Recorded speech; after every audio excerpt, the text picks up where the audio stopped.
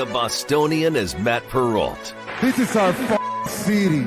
The book is Dave Sharapan. Pay him.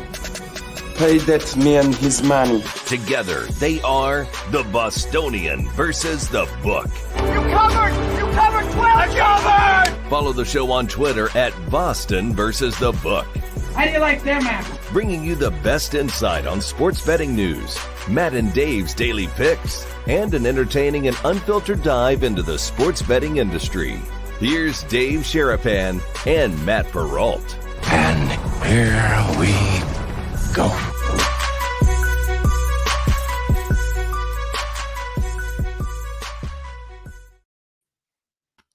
Welcome to a Thursday's episode of The Bostonian versus The Book. Mid-September already. Dave Sharapan, The Book, Matt Perrault, The Bostonian. Live on YouTube and Twitter at Boston versus The Book. Replay on Sirius XM channel 159 and Sports Grid Television each and every, well, sometimes 6 times a week, 5 times a week for us here live on our YouTube. Vikings, Eagles, purple out. Dave, how are you on this Thursday?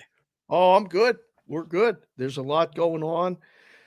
There's a lot going on in town. We'll address that, between cyber attacks and long check-in lines and all that other things. I want to thank those of you that have been asking about that and relying on us for that information, trusted sources of what we know. We'll have all of that. I wore the purple because have you heard? Like everybody got the Vikings tonight. Like this. Oh, really? I'm not alone in that. Okay. Yeah, no, the line movement. It was 7.5 before. Everybody got the CLV. They got the thing ready to go, loaded up. I don't know. I mean, you catch it on the replay after on all those outlets, and we appreciate being on all of those. But where it's at is right here in the chat. Everybody's here. Let's go. Can I start with something non-football related? I love when you do that. I mean, it's your and my show, so you can start with whatever you want. Hit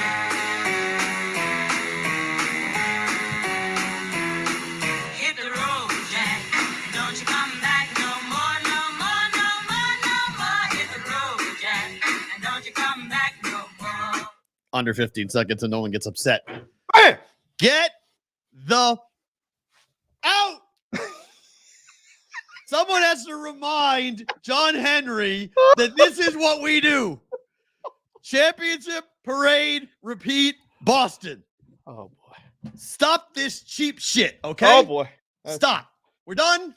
You got rid of the Tampa Bay bargain basement hunting dude, okay? He's out. You went the Tampa Bay Rays route. It didn't fucking work. Oh, boy. Now we're done, okay? Go get a real general manager and actually go and build a roster that can contend and compete, because people in Boston are tired. They're sick and tired of watching AAA and quadruple A baseball players play in the Red Sox with the Red Sox uniform on them, knowing they're not a real Major League Baseball player.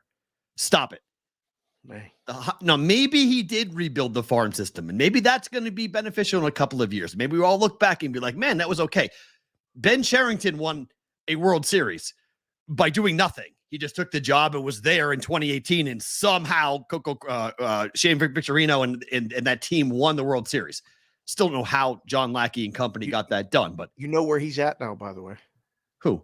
Ben Cherington, Where? No. GM of the Pittsburgh Pirates. He's your general manager? Why'd you say it like that? Yes, because I have his autograph right there. that middle ball is a Ben Cherington signed from the parade. The Red Sox championship parade. Yeah. Ben Cherington signed that baseball. Yeah, he's a GM in Pittsburgh. There you go. How about that? Look, I've said it before. I didn't realize when you said add this to the rundown that you were going to start off the show with over on swear words and wear this. You changed the shirt to put this on.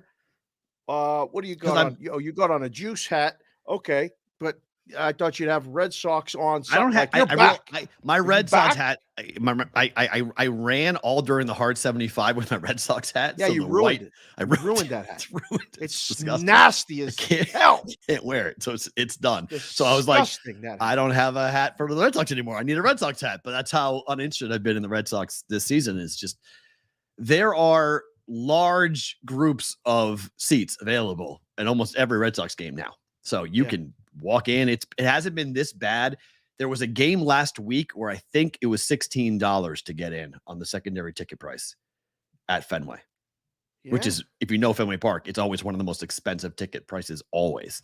Hard ticket to get. Not right now. People It's are just September and they're not in it. apathetic. Yeah, but it's worse than that. There's no hope. There's no direction. You can't see a path. You can't see, like a team like the Marlins, My glasses you can are- see the path. You can see where they're going. You can see the youth. You can see the younger players starting to develop. Even Pittsburgh, you see the guys. You've invested in certain players that are going to be the linchpin. They're going to be the building block of the roster. Okay. Red Sox don't have that. I mean, they have Rafael Devers That's good. That's a good start. and Story. who? Trevor Story. Who? They he signed can't him to a stay- long-term deal. No. Yeah, one of the awful contracts signed by Chaim Bloom. Another one of the awful decisions made by Chaim Bloom. Brian Bello. He's okay. I mean, I think when the Red Sox are actually contending, he's a good number 3 starter. He's not someone you're going to hand the ball to and be like, here, he's our ace. Go ahead. Like, the Red Sox need a cleansing. And John Henry's not really the guy that's Who going to. doesn't like a good cleansing? Yeah, well, they need I it love a desperately. good cleansing. Do it because the Red Oh. Sox and look, Buster Olney, I love you, but please stop this ridiculous nature that the Red Sox are going to copy the Celtics and that Alex Cora is going to become the GM and they're going to bring in a new guy. This is not Brad Stevens What? 2.0. Okay, please. That is not happening. It's ludicrous to talk about not with baseball. Okay, not with a franchise like the Red Sox with the payroll they should have and the talent they should be bringing in. But this is going to be very interesting because firing Chaim Bloom actually just might be a admission of guilt by John Henry that I messed up, that was a mistake, going under luxury tax, not signing, keeping the players, trading Mookie Betts, letting Xander Bogaerts walk. Like, this is all, I mean, this has been one mistake after another, and you're watching what's happening in the Bronx with the Yankees, and they won't change. Well, the Yankees just walked in and beat him a couple games. No one cares. $6 for the first game of the doubleheader today to get in the door there. $6. Where? to get in today. Fenway? Yeah. Yeah. So see, like that's really bad. I mean, that's really bad. So the apathetic nature of Red Sox fans should scare the hell out of John Henry. And I think it is. And that's why he's fired Chaim Bloom. So maybe he's paying attention and finally listening, and they're actually going to spend in the offseason, and they're actually going to, even if they suck next year, Red Sox fans are okay with being bad if there's a plan in place. There was no plan with Chaim Bloom. He was just all over the place. Oh, so if you have a plan, you're good. If you don't, then you're not. It's not that you're good. It's that you can explain to the fans, hey, we won 85 games this year. Next year, watch where we go. Look what we do. Fans won't love it, but they will at least the rational part of the fan base will relax and at least think that the team could be good again. There's no telling when the Red Sox are going to be good again. The Orioles are very good and young. The Rays have a lot of young talent top to bottom, although Wander Franco being gone is going to be a big blow to them going forward. The Yankees are a mess. The Blue Jays are so inconsistent. You have a chance here to get back into contention in 2 or 3 years pretty quickly if you do it the right way.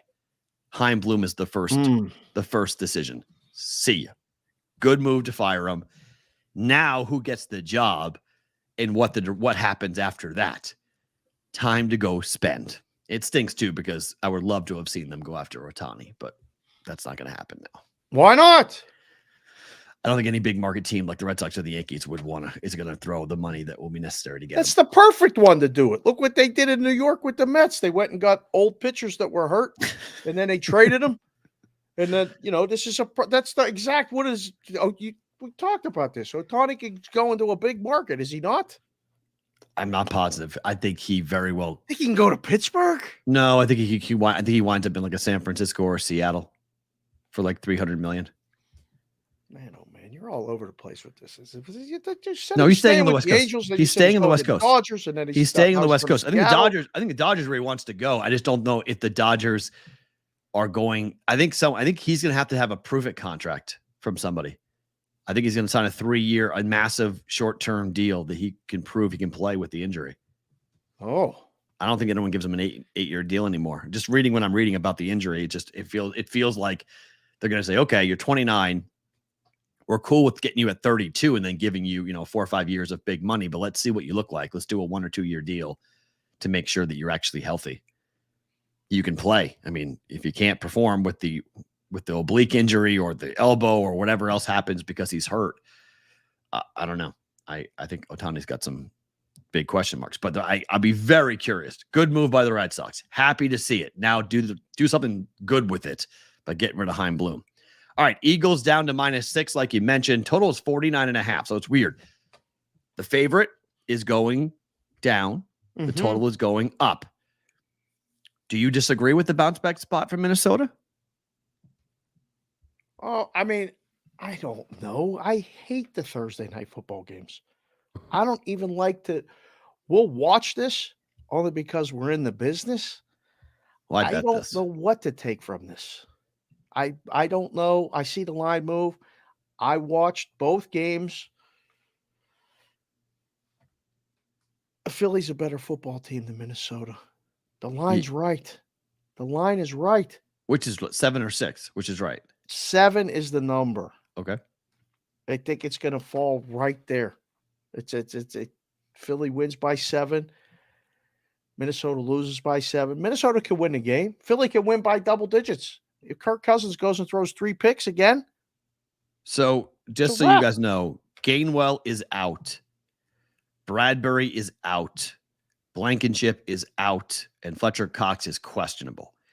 You've got 3 very important defensive players for Philadelphia who will not be there, and 1 important running back who is out. The Eagles could get their starting left tackle back who did not play in week 1 against Tampa Bay. He is a game-time decision. The center, Bradbury, is out. Spelled differently, Garrett Bradbury versus James Bradbury, but their center is out. So not good to go up against the Eagles defense without a solid offensive line, but we'll see. You mentioned Kirk Cousins. Is it fair to point it out? He's 12-20 straight up in primetime. It's fair to point it out, but these numbers can be spun anyway. Like he's good after a loss or something. I don't know. He did win his last primetime game against the Patriots on Thanksgiving. That's the last time the Vikings played a primetime game. That was the last time? Yeah. Oh. Thanksgiving of last year against the Pats. Wow. I don't know. Do you have a feel for this game? I think this is a 7-point game one way or the other. I think this falls within a 14-point window. High scoring game. You like the over. Mm-hmm. Yeah. Man, I don't. I just told you the number of injuries on the defense for both teams. I know. They're not healthy. This is not the Patriots moved the ball. The Patriots receivers got open. They sure did. Justin Jefferson might have a monster game tonight. That's what I'm thinking too. So that's why I like the over, because I think the Eagles will be able to score on the Vikings defense. I think the Eagles will turn the football over, give their offense short fields. And I'm not positive the Eagles defense is going to be able to slow down the Vikings. Put it this way. If the Vikings win the game outright, I am not going to be surprised in the least. At all. Well, We'll have Donnie RightSide. Donnie RightSide's coming on a little bit later today. Yep. We'll ask him specifically about the injuries. Because he's an Eagles guy. So the Eagles game plan then with those injuries is to run the ball, right? They don't have Gainwell. So it's a problem. I mean, yeah, you would think they want to run the ball, but they're short a back. They threw the ball a lot on the Patriots. My guess is they're going to go back and do the dinking and dunking offense they did against the Pats. No question. So, and that means A.J. Brown doesn't have that big of a game. A.J. Brown yards under. Justin Jefferson, what's his yardage prop? That's a great question. I don't know. My gut tells me 85, 90. I was going to say 89.5. Just thinking out loud. I don't know. I haven't looked at one thing. Been going nonstop this morning. For those of you that are Brigade Proxy service members, remember, if you're using the game, send the picks in. to the Brigade Proxy Service now. We'll get to it after the show. We'll make sure those get entered. A.J. Brown, 75.5. A.J. Brown, 75. Justin Jefferson, 94.5. Yeah. Wow. High. It's aggressive early. Yep. But I think it's because they think they're going to feed the ball to him. Well, they're going to secondary. People are going to bet him. Yeah, well, it's depleted in a depleted secondary. Look, the Vikings did not look good in week 1. I'll give you that. Okay. But I think this is my refrain today and tomorrow. Vikings, the Giants, the Seahawks, and who's the fourth team that lost that I like? Steelers? Steelers. Thank you. Okay. Steelers. Those 4 teams. Mm-hmm. I think those 4 teams all will look dramatically different in week 2. Right. From week 1. Hope you're right. Vikings, I think tonight will look dramatically different. I think they'll look much, much better. And the Eagles did not look great. Now, you could say the same thing. I was having an argument this morning, a bit of conversation, and someone brought up a very good point to me, and they're right. You could say the same thing about the Eagles, who did not look good against the Patriots. They should have lost that game. If the Patriots didn't spot them 16 points in the first half, they lose that game. The Patriots outplayed the Eagles in the second half. So no doubt they did. So then what? So do the Eagles take a big step forward offensively tonight against a not great Vikings defense? And you see Jalen Hurts put up numbers. A.J. Brown puts up numbers. You're watching Goddard and company that they actually look like the Eagles that we thought, or Jalen Hurts goes crazy running the football himself. That's possible. That's a fair. I can't really argue that point, because if I'm going to say the Vikings will look much better from week 1 to week 2, I have to acknowledge that the Eagles could be in the same situation. Right. And that's a case for laying the 7 or the 6 on Philly.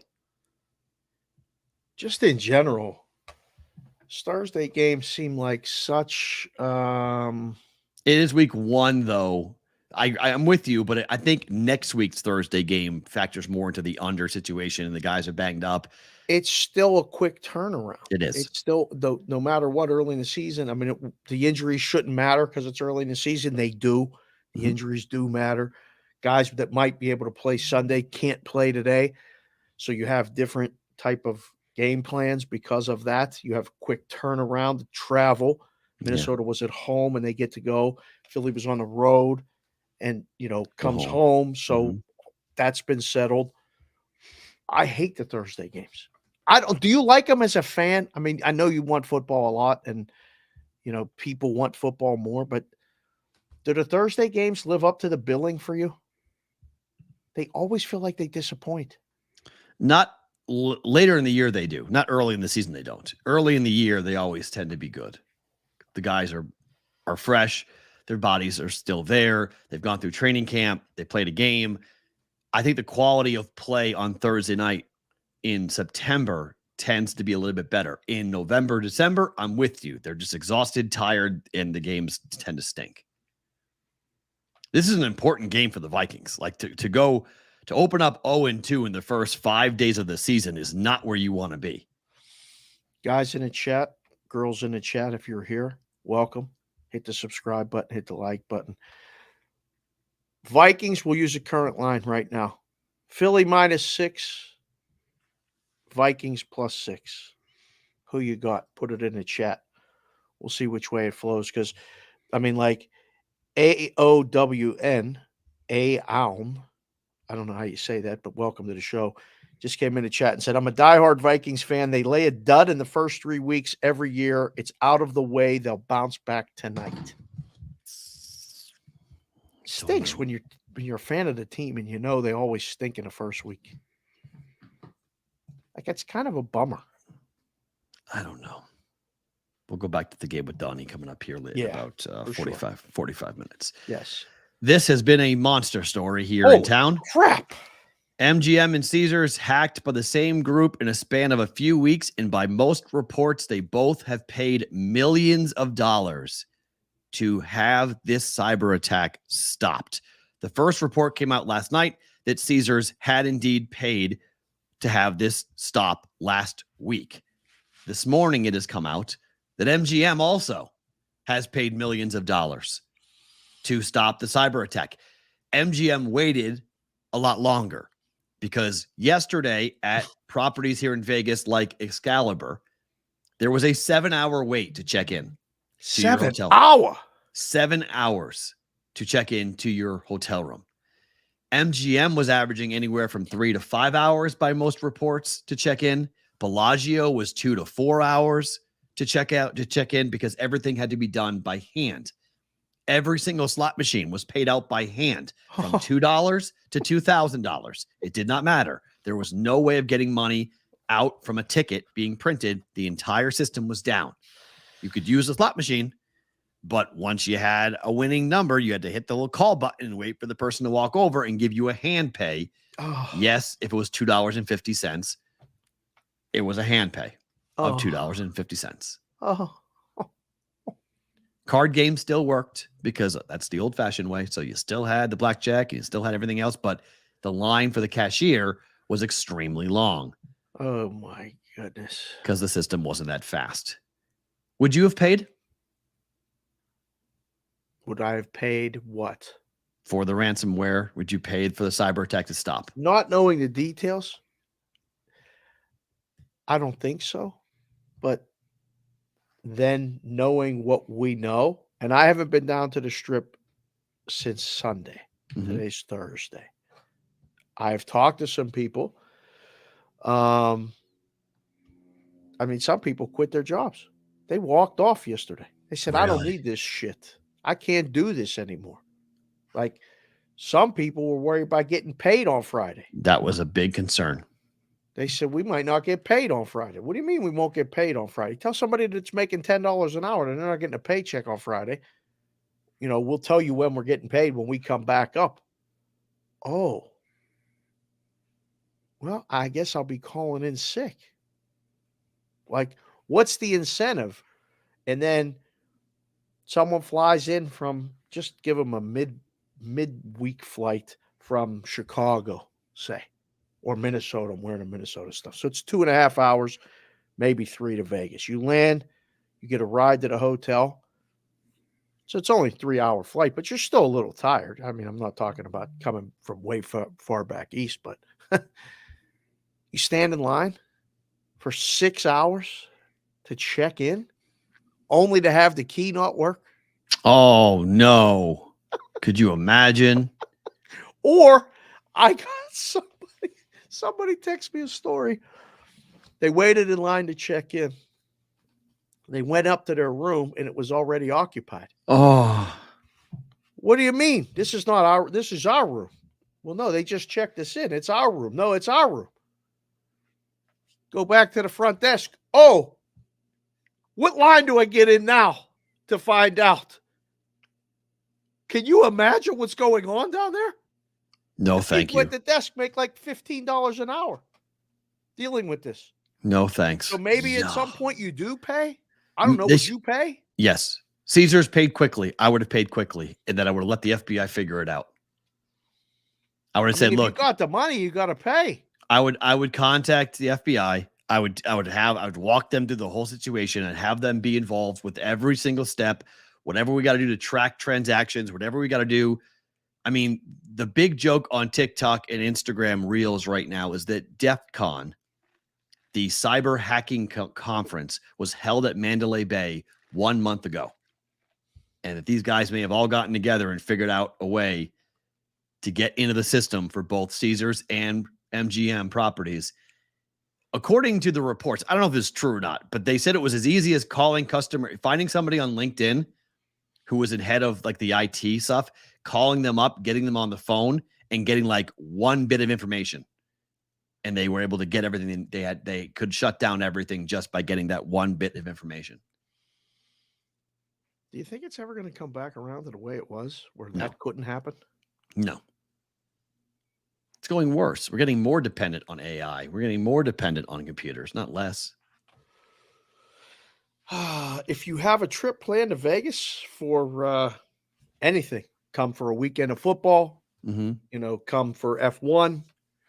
Are you questioning whether you should come right now? Of course.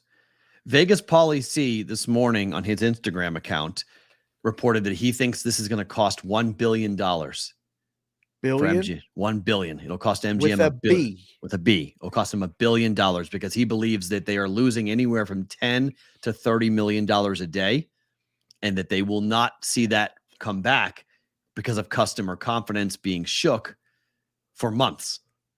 Like what you're talking about. People are going to reassess and say, let's cancel our MGM reservation. Let's go across the street. Let's go there. Let's go stay at Wynn. Let's go stay at Venetian. Let's go stay somewhere else and not worry about the potential for this happening. And maybe they're not going to be fixed by the time we get there. Oh, man.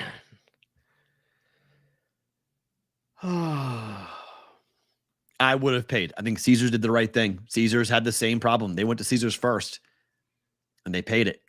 And they did not have the same level of problems that MGM had, who did not pay it, who wanted to fight it. I'm impressed that the hackers could do that and get the money. And then could you figure out how to do something positive? No. Instead of just like going after somebody and taking the money. I mean, again, the corporations have more money than God. So, okay. People are blaming the Sphere. The Sphere has nothing to do with it. The Sphere. Wait, this square that Sphere's circle. fault. Square that Sphere for me. What? The Why are they Sphere blaming- has caused people to charge for parking that weren't doing it before. But that's Can you Sands imagine Corporation. getting out of that parking garage? We saw that the other day. The Sands Corporation, this is one of the stupidest things they could have done. They have a tiny parking lot at Venetian and Palazzo, both sides. It's narrow as hell. It is not big. And you're going to make people stop and pay. And when that thing doesn't work, the line backs up for hours. It already is nuts. Even when it was free, it took you half an hour during CES to get out. Sometimes to get out, yeah.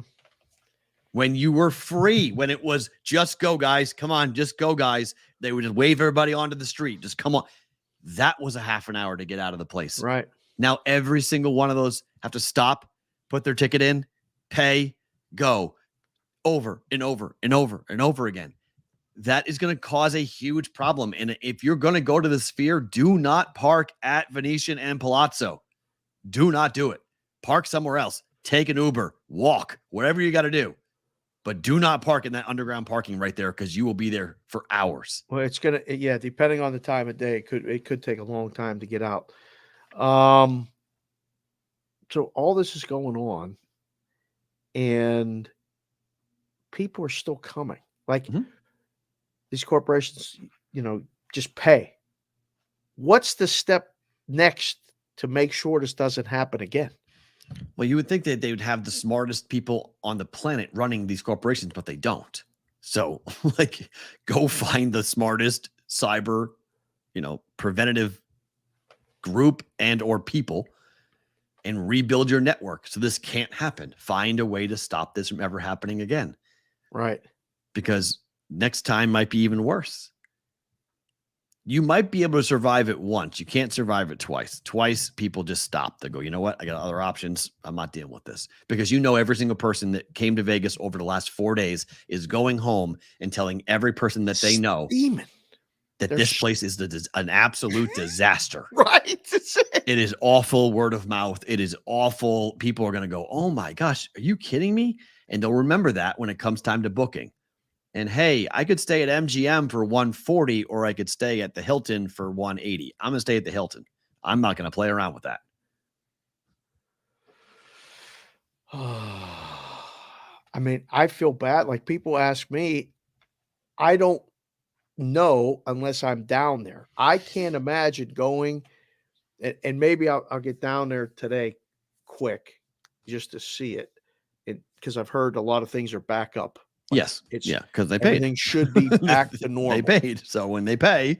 Right. Things turn back on. But somebody sent me a picture today of like a bank of kiosks in a book back east of BetMGM. And it's had the error message on the screen. All of them. Yep. It wasn't just Vegas MGM. It was MGM corporate. Right. It was everyone. Everywhere. So, everywhere. Yeah. Well, they took down the whole thing. All of the rewards programs, all of the systems that were connected from state to state. They took it all down.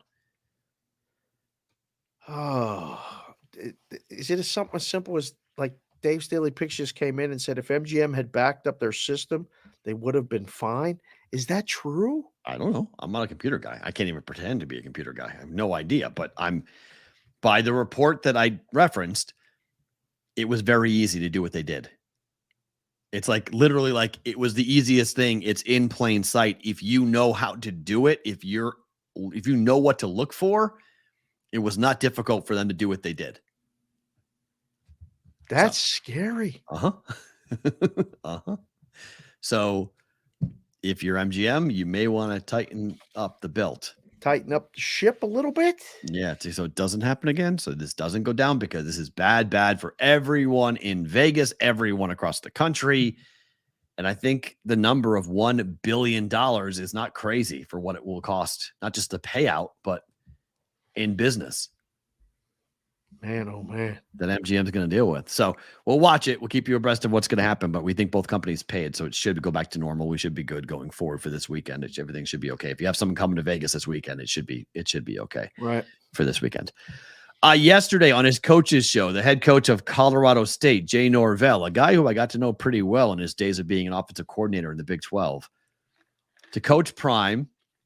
He was speaking not to Deion Sanders. He was speaking to the co-host of his coach's show, but he was live on the radio. He was live on the internet. There's video of this out in which he said after watching Deion's press conference, quote, "When I talk to grownups, I take off my hat and glasses, or take my hat and glasses off." Excuse me. Huh. Buffs are now minus 23.5 on Saturday. Man. Fair to go at Deion? Do you like? I love it because I love rivalries in college football. So I think it's phenomenal. I mean, what's wrong with talking to somebody with glasses and a hat on? We do it every day here. We do, but it's in a press conference setting. It's a different setting. The days of having a radio show and thinking that you're just talking to your guy. He said it. He couched it by saying, "I don't care if they hear this in Boulder." Right. He said it to get the headline. Jay Norvell wanted the headline to be out. That's not awesome. Like, this is not like I didn't know what I mean. I didn't mean to do that. No, he knew what he was doing. He wanted this headline. Well, good. That's good because now he got the interest up in the game.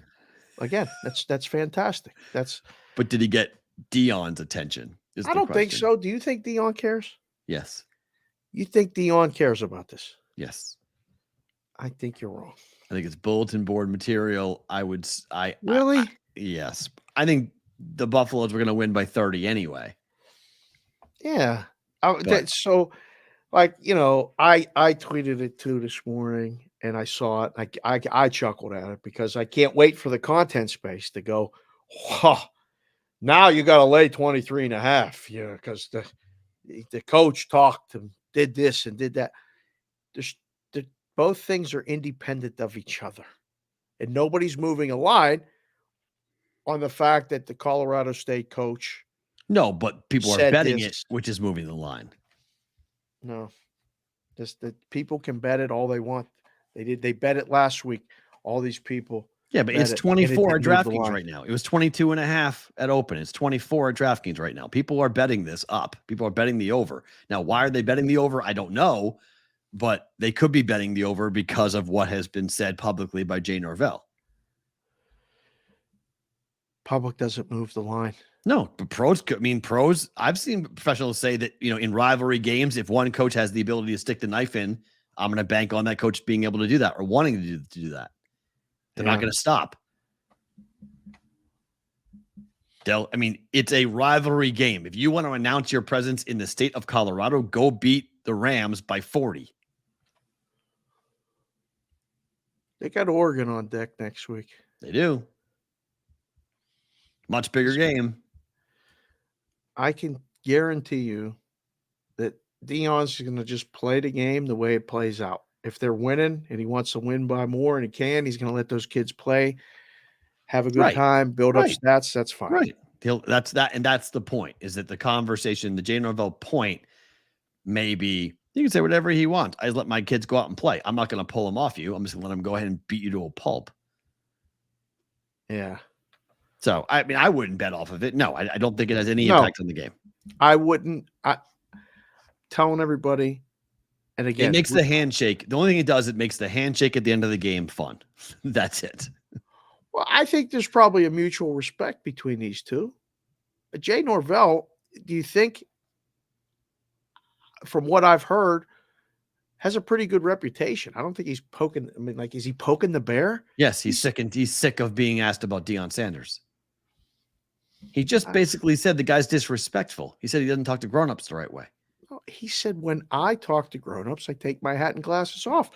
That's fine. Some guys can take their hat and glasses off and talk, and other guys will take their hat and put different glasses on. Very nice, flashy. Right. So what he's saying, what he's saying, what does it matter? He's saying it matters. Who's saying it? Jay Norvell is saying it matters. The writers and stuff are. All he said was, when I talk to grown-ups, I take my hat and glasses off. Dave, hold on, wait. Did you hear the clip? You got to listen to the clip. The clip is pretty clear. He's not saying it like you're saying it. He was saying it with an edge. He said, I don't care if they hear me in Boulder. When I talk to grown-ups, I take my hat and glasses off. He's not saying it nicely. He's saying it as Deion is a disrespectful human being, is what he's saying. He's not conducting himself with class. He didn't say that. What? He didn't say that. If you say I don't care if they hear it in Boulder, which is where Colorado is, okay? He's talking about Deion Sanders. Right. So it's not a complimentary conversation. He's not saying it to compliment anyone. He's saying it to smack compliment Deion. anybody, but he's not saying it directly, saying it to disparage them either. Really? Yeah. You see this as just a comment. You don't see this as being disparaging to Deion Sanders at all. I don't see it as being as big of a deal as everybody's making it. It doesn't have an effect on the line. Those are two different conversations. The conversation about does it affect the game, I'm with you. I agree. But to say that this is not a shot at Deion, I totally disagree. This is a direct shot. He even couched it by saying, I don't care if they hear me in Boulder. He wanted this headline. Jay Norvell wants to stir the pot. He's trying to get either attention for CSU or to get his kids riled up or just to piss off Deion, one of the two, and say that's how they do it. This is how we do it, which is basically textbook in-state rivalry for college football. Differentiate yourself. We're the classy program. I guarantee you that Deion does not give two cacas about any of it. This is for the fan bases, okay, but like, he didn't say it. He didn't use those words. Everybody can draw their own conclusion. I'm going to disagree. I'm going to disagree with you because Deion Sanders, after game one, Deion Sanders went directly at an ESPN reporter and told him, I read all your bull junk and what you wrote. Deion's right now, rabbit ears are up for Deion Sanders. So I disagree with you. I hope they're up in 2 weeks when they play USC. I hope they're up. Right. I don't think it affects the line or the game on Saturday. I'm with you on that point. I think the Buffs are going to roll over CSU. They're going to beat them easily. Name your score type of game. It's about Jay Norvell I think he's drawing a line to say, look, that's the way they run their program. We are a classier program than they are, which is a very typical way. You and the media are saying that. No, I'm not saying that. He said when he talks to grown-ups, I take my hat and glasses off. That's a direct quote. What does that mean? Say all the other stuff you're saying. You are drawing that conclusion. That's what the media does. It's fabulous. It's what the media. I don't understand how you don't see that for what it is. If you heard the clip, if you heard him what he said and the way he said it, it's pretty clear he is directing it to straight at Deion Sanders to draw a line between Colorado and Colorado State. That's the purpose of this comment. Maybe he is. Maybe he wants to separate himself and say that if you want your kid to go play for Deion, that's fine. We're going to conduct things differently. That's a mom. This is a mom and dad clip. This is him talking to parents. I don't know if he needs to do that this day and age. They don't need to. I mean, that doesn't matter to kids that are going to go to school there. Like, does he think that's going to help him recruiting? Yes, 100%. 100. If you don't like Deion's shtick, if you don't like what he's pushing at, and there's a lot of parents who do not. A lot of parents are buttoned up. Yeah. A lot of parents are very strict. They want their kids to go basically a yes sir, no ma'am type of school. That's not what Deion's doing. Deion's kid was out bad-mouthing Matt Rule before the game for Nebraska. Yeah. I mean, Deion's son went to But the he head coach of said it. Nebraska and started running his mouth at the head coach of Nebraska. At certain schools, when I was in the SEC, if that had gone on, you would see fathers grab their kids by the back of the neck and say, "What the hell are you doing? You don't speak to an adult like that. You're 18 years old." There are some parents that really do believe in the strict nature of you are respectful to older people and to coaches. Well, I think that's you should be that way in society. Deion's kid's not. That's my point. Jay Norvell is trying to have that we do things differently here. We are the Rams. We are representing ourselves in a different way than what they're doing at Colorado. He has to do it because he's not getting the same level of talent. He's not going to win like Deion's going to win. Cloud MB3 just came in the chat and said, "Is anyone else just now learning who the head coach of Colorado State is because of this segment?" He's right. And that's another reason why he's doing it. It's a great point. Jay Norvell. Yep. Now, look, if you're a Big 12 fan, you know who Jay Norvell is. Jay Norvell had a lot of success with Bob Stoops. He was the offensive coordinator for Bob Stoops in Oklahoma. Jay Norvell's been bounced around. He was a coach in Nevada for a little while. Remember him, if you're a local person here in Vegas, you know, he coached up, they call it UNR, in state rivalry. Right. He was up there for a bit. Now he's at Colorado State. He left Nevada in very, if you want to talk about class, or you would bring this up, the way he left Nevada for Colorado State was not well received up there. They were pretty pissed off with the way he left. So that would be a pushback on Jay Norvell's character. But I can't wait for this game. I couldn't wait for the game anyway because I love in-state rivalries. Now I can't wait to see the handshake after the game. Is going to be awesome to see how the two guys interact. I just want to watch the game. I mean, both pre-game big networks are going there. Yep. You'd have never done that before. Never. Well, no, they've done it before, but not for a game like this. Not at Boulder. Yeah, this is not with a game. Colorado and this Colorado. This is not 1 versus 2. We've seen Fox Sports and ESPN both go when it's 1-2 or 1-4. Right, when it's Alabama, yes, or when it's Georgia, or not when it's Colorado State, Colorado. Right? What do they call the game? Is there a name for the game? For Colorado State? Yeah, I don't know. It's got to be some name for it, right? Washington State, Apple Cup, Oregon State. Maybe a local. Oh, I don't know. Is a Civil War. Tell us if there's a name for the it. name of Colorado State. Is there an actual name of that football game? I don't know. Do they play for anything? Yeah. Raider Nation said Deion will stop coaching in college football when his son graduates anyway. Do you think that's the case? Which son, I guess, because he's got 2. So does one stay an extra year and one leave? I don't know. I think Deion wants to coach in the SEC. I think Deion Sanders wants to go down there and prove it and stick it to everybody. Said that out loud, or is that you drawing that conclusion? He has talked. He said, if you go watch the 60 Minutes interview for Deion Sanders, he basically said, "I have to go to Colorado to prove to the Blue Bloods I can do it." And so he wants to go to a marquee program, and he wants to win a national championship to stick it to everybody who said he couldn't do it. That's what I think he wants to do. I think he leaves Colorado when his sons are no longer eligible. But he could leave earlier than that too and bring them with him. Oh. He could leave in a year. He absolutely, I mean, after this year, he could leave. There's no debate in my mind that Deion Sanders could be coaching in the ACC next year. What? I don't know. 100%. I think it's possible. He could go down there and grab a hold of I think he ultimately will wind up back in the South. And if I was in SEC school, I said it before, they won't do it. But if I was Kentucky, or if I was a program in the SEC that was kind of middling, Mississippi State, I'm 100% hiring Deion Sanders and giving him whatever amount of money I got to pay him. Him in the SEC would be unbelievable. Oh, man, I don't know if that's ready to – I don't know. It's Lane Kiffin on steroids. I don't know if you have to do it in the SEC. Why do you have to do it in the SEC? Either the Big Ten or the SEC, because they're the only 2 conferences that are going to matter soon. I don't know. He does it here in the Big 12 and can establish going to the championship or the playoff. He's not in the Big 12. He's not in the Big 12. Next year. Okay. He's got to go. Does he want to be there? I'm saying he can leave. He can leave. He's going to leave the elite. They're going into the Big 12, but he could leave. And be like, I'm out. I'm going somewhere else. I'm going to go to a Big 10 school. I'm going to go to an SEC school. Raider Nation said Saban's replacement. I mean, there are some people, I'm not kidding you. If you listen to Bama radio, there are some people who are saying that. What? 100%. That's not a crazy comment. There are there are Bama fans that are saying that to go get Deion. That's go get Deion Sanders. Yes, it's insanity, but that's an insane fan base. Oh my goodness. Look, Alabama, if I'm Auburn, though, holy crap, I'm all in on Deion Sanders if I'm Auburn. Not even, I wouldn't even blink. If I am Auburn, I have a chance to hire Deion. I hire Deion Sanders tomorrow to coach my football program at Auburn. You got to be the whatever the opposite of the big boy is. Be the other side of it. Now you're making sense. Now you're making sense.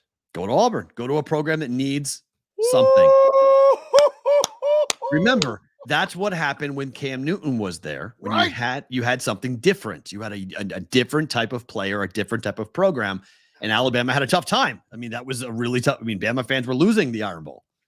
So that's what I mean. I think Deion could be very quick to leave. It's just a matter of what he does. We're seeing it with Tez Walker. Okay. The second transfer is not being well received by the NCAA. So his kids who have gone from Jackson State to now Colorado, that second transfer, they could sit a year. And that might not be what Deion's cool with. He may not want his son to sit for a year. Ross Randall just asked, where did Deion go to school? He went to Florida State. Mm-hmm. So Florida State has a coach. Mike Norvell's not going anywhere at Florida State, and they're having a very good season. So I think that would be difficult to have him go there. Yeah. But Florida. Stop. What do you mean stop? What do you mean stop? Florida, absolutely. Billy Napier's not a good coach. He's not doing well at Florida at all. Not recruiting well at Florida. 100%. Him in the swamp. Are you serious? Deion would destroy down there in Florida. Wow. Okay. Or Miami. That's why I said the ACC. Miami is the school he should go to. You want to bring back the U. All of it. That's holy crap. You want to talk about a program that embodies that Deion swagger? Put him at Miami in the ACC. Let him go bonkers. He will go and recruit the entire city. Every single kid in that town will go on and play for Deion Sanders. Shit, I might move there myself. There's 2 states in the country that you can recruit just in-state kids and win the national championship. Texas and Florida. California, too. I don't think so. No? I don't think so. No. I mean, California to the most part, but I think Texas and Florida both defensively, I think you'd have a tough time with California. You have to go outside. You get running backs in California and quarterbacks in California. But I think offensive linemen, defensive linemen, you need to be going out of state to grab them. Holy crap. I'm thinking of the U with Deion coaching. The swagger back. Forget about it. Oh, my God. It might be fast. I don't think Deion's going to stay long in Colorado. Again, go watch the 60 Minutes interview. He basically says, I have to go here to prove it that I can do this. And if I prove I can do this, I can go anywhere I want. He doesn't want to be in the cold. He hasn't gone through. It's just Sebastian Anthony came in and said it's called the Centennial Cup. Interesting. That's why no one knows it.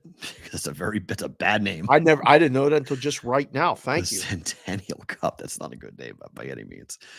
Okay. This is just an optics conversation. I'm a big fan of this kid for Iowa, Nico Raganini, Italian kid. Okay. Hard-nosed, Wes Welker type, slot receiver. Hard-nosed guy. Sticks his nose in, will block, will do everything you want to do. Okay. He was pissed off after the Cyhawk game, and he was right. He did get past. It was pass interference. A flag should have come out. It did not come out. He then ranted after the game about the officials. He had to come with a public apology saying, I want to apologize for my public criticism of Saturday's officiating. I am a competitive person and player. My comments reflected my passion for the game, and I apologize for my choice language. The Big Ten issued a pretty good reprimand for the kid. He's not going to miss any time. I bring this up only because gamblers bet and bitch about officiating in calls all the time. Nonstop. Iowa kids can't talk about officiating. Like you got to stay away from it because it just looks bad. It's a bad look. Oh, because of what just happened. Because of the gambling side of things. You just can't do it. You sound like, even though you're a player, the automatic pushback is we're like, why do you care that much? Like, why were you so upset? Like what? Did you bet the over, the under? Why were you so mad? Why were you swearing after the game to a reporter? Do you think he was thinking about that at all? I do not. No, I'm just saying there's a bad now look do to we it. have to have somebody in that room to remind them about that? I would hope so. Say, guys, right now, don't talk about officiating publicly anywhere. Iowa State, Iowa, stop it. We've lost, your teammates have lost eligibility. They're not here because of their gambling, what they've done. People are going to draw conclusions that may or may not be there. Don't do that. Shut up. Doesn't look good. I think you might be making a leap that's a little bit long. It's the first thing I thought of when I saw the reprimand come down. First thing I thought was, oh, what is the reprimand? Did he get suspended for a game? It's a verbal reprimand, but he said it publicly. The first thing I thought after seeing it's a verbal? Yeah, it's nothing bad. It's just basically tell him to shut up. Don't talk anymore, basically. Did you ever work at a place where they went through the steps with the reprimands? Like there's a process, like the first instance of something, you get a warning, then you get a verbal, and then you get a written, and then you have a meeting, and then if you get to the fifth one, you're fired. Did you ever get a verbal? Yeah, I got many verbals. Yes, I only got one written up I think I only got written up once in my radio career. I think I only got one thing that went in my quote permanent record. But I got verbal reprimand a lot. Yeah, verbally, yes. That was the verbals. The verbals were always fun.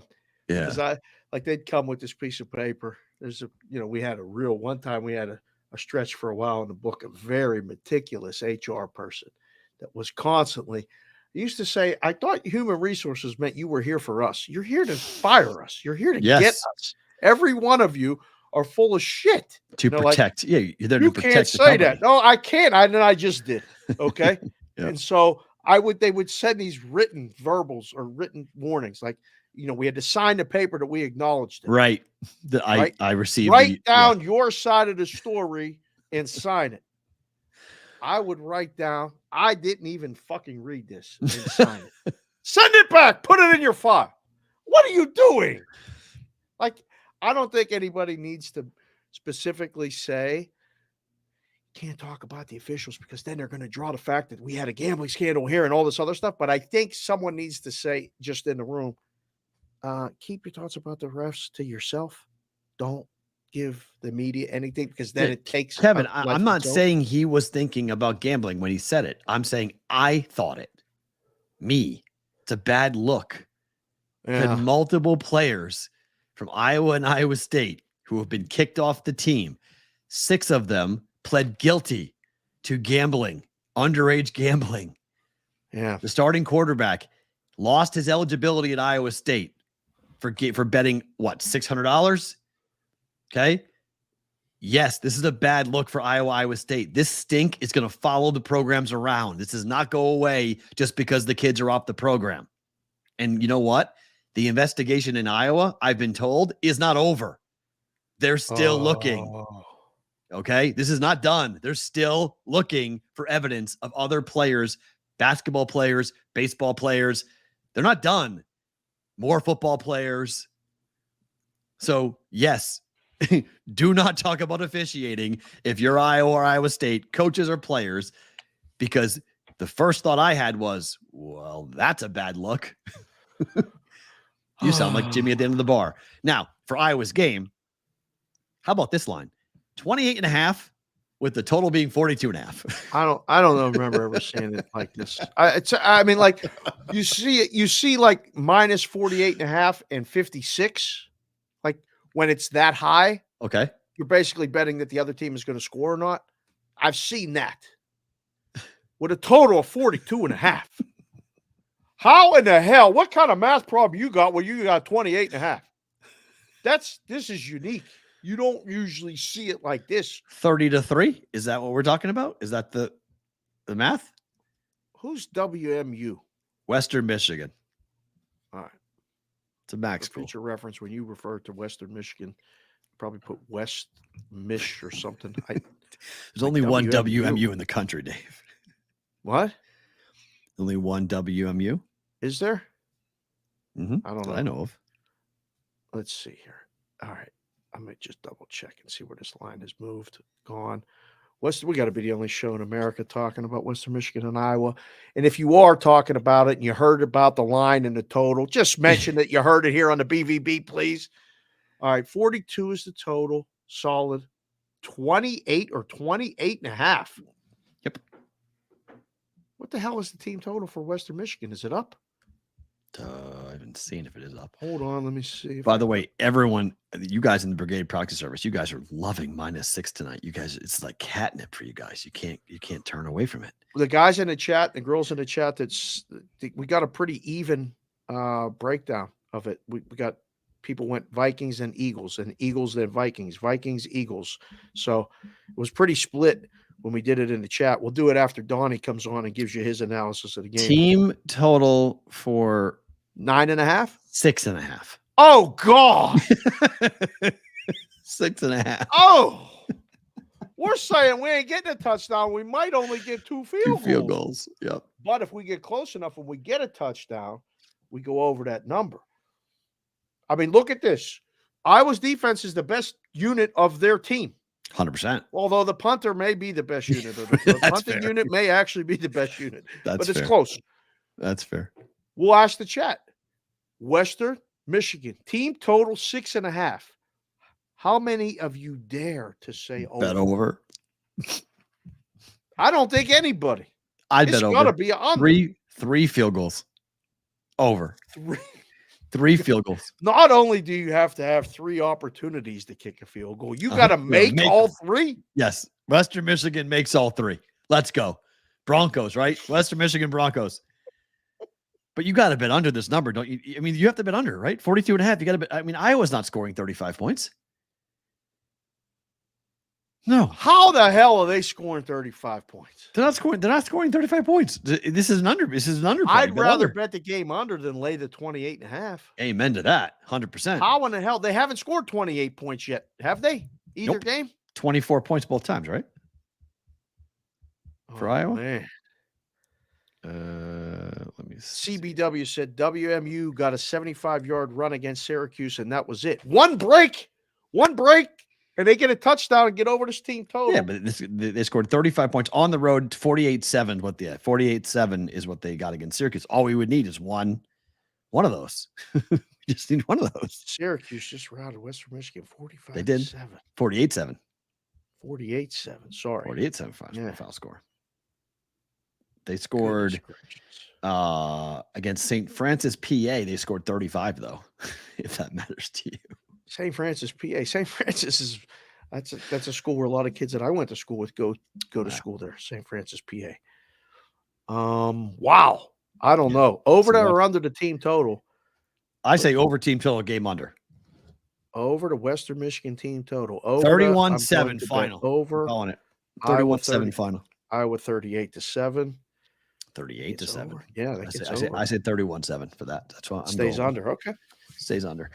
Vandy's only -4.5 here on Saturday. Rebels live to beat an SEC school? Oh, it's a low number here. Time's that game? Don't know. 4:00 our time. Oh. Should head over. You might need Good seats available. That's the truth. For this game, yes. Good seats are available. Yes. 4:00. Yes. Oh, Pitt, West Virginia is at 4:30. I want to watch that game. It's a much better game. Yeah. Are they live? Why not? Why not? I'm stunned at this number. I mean, how many points can you lay with Vandy and feel comfortable? I mean, it's still the SEC against the Mountain West. It's still like, I mean. Oh, let's see here. I find it to be, I mean, holy crap. Look at this. I just hit refresh on my screen. Right. Circa right now is at 5.5. Okay. So the rest of the market is at 4.5 and 4. Oh, okay. So Circa has said today on Thursday, we're going to go find that point. Dog money. Yeah. And it's I mean, Vandy lost 36-20 at Wake. Okay.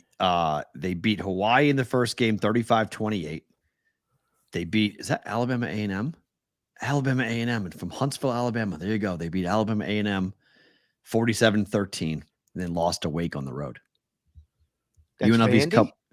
at Wake. Vandy lost at Wake 36-20. And then UNLV lost 35-7 to Michigan last week. They beat Bryant in the opener.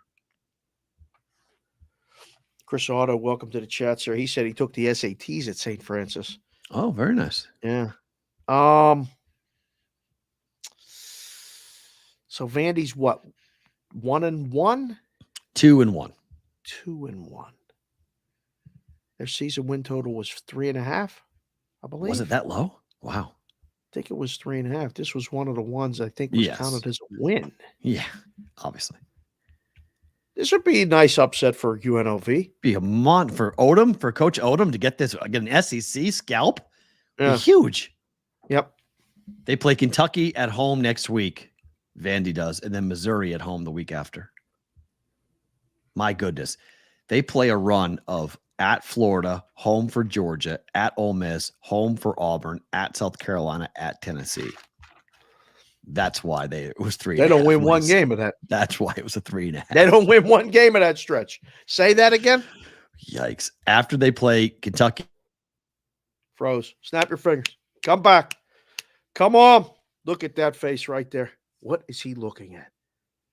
1, 2. Awesome. Now all right. Now you're back. Now I'm back.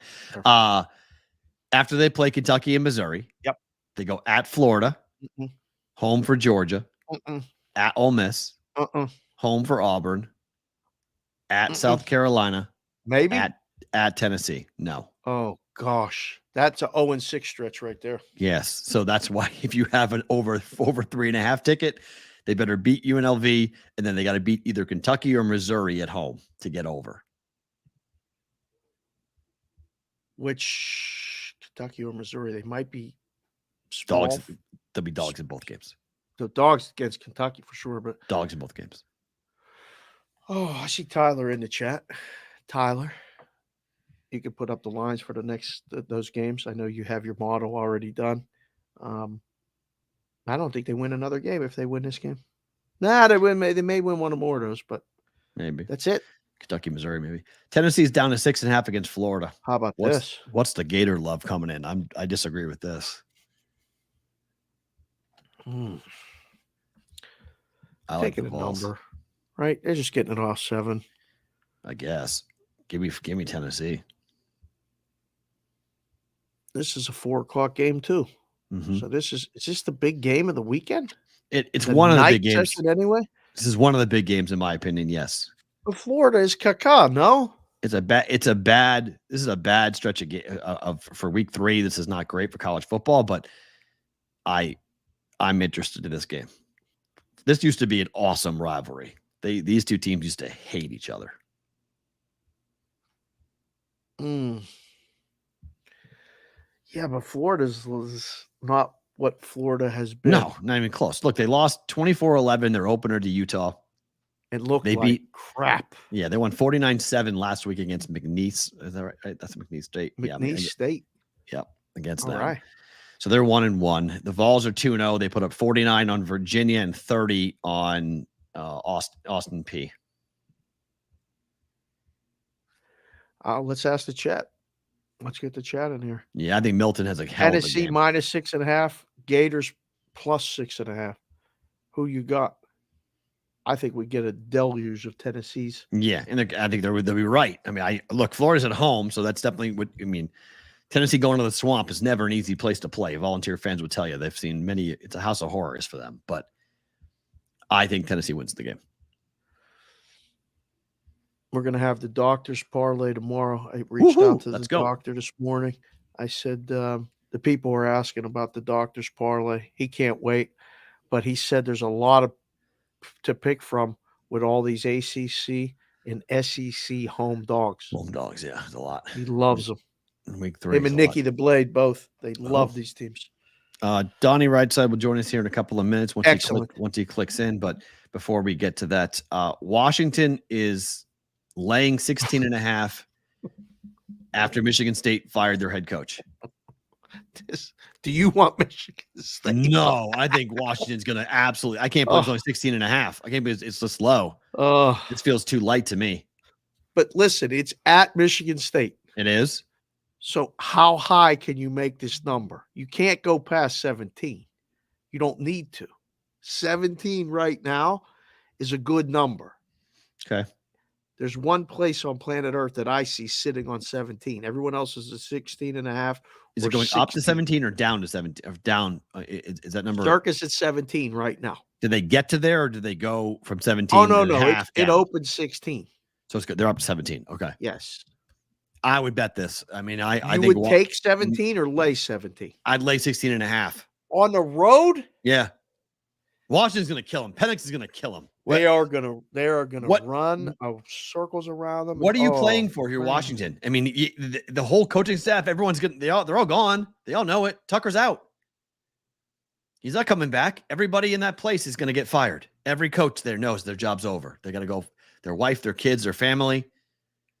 You know, think about being a line coach at Michigan State. You walk into work. You're thinking, all right, we got to get ready for this big game, top 25 game team, top 10 team coming in. Michael Penix. Hey, coach is out. What? Coach is out. What do you mean? Yeah, he was doing something he really shouldn't have been doing. Investigation's been going on, and he's fired. He's not coming back. The new coach is gonna come in next year, and you have to go home and tell your wife and kids, hey, we got to sell the house. We're moving again. This is the life of a coach. Right. It's really hard. It's really difficult. And now you're going to have a game against Michael Penix Jr. and that receiving core coming into town at Michigan State. They're going to get run off the field.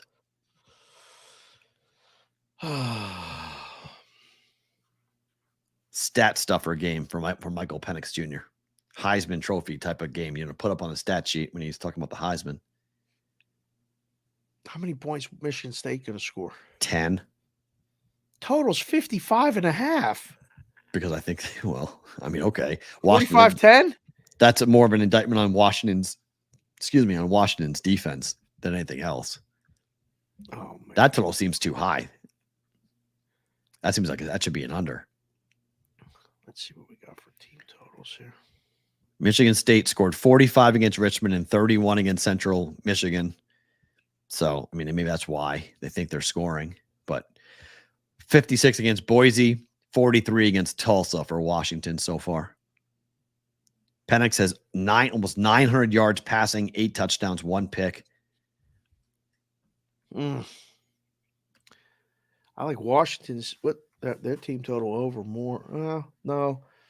Yeah, because I don't know about Washington's defense. Right. Which is not great. They gave up 19 to Boise and 10 to Tulsa. Right. I don't know. I think Washington kills them, personally. I don't think it's going to be close. All right, let's go back talking a little bit about the NFL. Has Donnie come on the show not from the Super Bowl? Super Bowl was the last time I believe Donnie was available to join us. Yeah. One Mr. Donnie RightSide. Put him in the big box. There he is. Joining us here on the Bostonian versus the Book. Donnie, Matt, and Dave, how are you? Look, let me just get that in there. Let's let bygones be Donnie. Bygones. As a fan, I come on the show having some fun. Where's your sport coat? Why don't you have the sport coat on? Look, don't let word get out I'm not wearing a sport coat right now because I might not be seen on the airwaves again. So keep that on the hush hush. Well, this isn't a public show, is it? Cam can wear the golf shirt. So I'm going to try to adopt the Sports Grid golf shirt. If I'm not wearing a jacket, I grew up in the golf shirt. Yeah. And then all of a sudden it got changed over to a sport coat and away we go. Pretty soon, suit and ties. Who knows? Oh boy. Don't even start with that. Please. No, not interested. All right. So everyone's on your team tonight, Donnie. You worried about that? Everyone loves the Eagles tonight. Any concern? Well, I think the Eagles win the football game, but the least thing I'm looking forward to is laying the 6.5 with the Eagles tonight. I think there's a lot of really good props. I think we get points scored tonight. I think Kirk Cousins, even though it's prime time, does have a solid game. I think the Eagles offense bounces back, but I'm not running to the window to lay 6.5 with the Philadelphia Eagles. That's for sure. Are you looking at the total? You introduced me when you and Kevin started doing the show together every day with the team totals with the baseball. It's a fun bet. Yep. Team totals, anything pop up to you today or a specific prop or two that you want to mention for the people? Yeah, team total for the Philadelphia Eagles, not full game, but how about this first half, 13.5? It is a little bit juicy here, but I think they scored twice in the first half. Also, another fun bet here. If you're looking at prop bets, which deals with both teams here, it's a plus 100. Each team to score a touchdown in each half. One for the Eagles in the first half and the second half, one for Minnesota in the first half and the second half. A way to get involved on both sides, because I do think Minnesota is going to move it. But from an Eagles perspective, this team is really good on offense. Circumstances last week, couple interceptions, short field. You sort of sit on the football, waiting for the Patriots to come back. That ain't happening tonight, Dave. They're going to go up and down the field. What are you at all concerned? Gainwell's out, obviously, but 3 defensive players. Cox is questionable, but 2 guys in the secondary are out against Justin Jefferson in this passing attack for the Vikings. It did not really look great last week.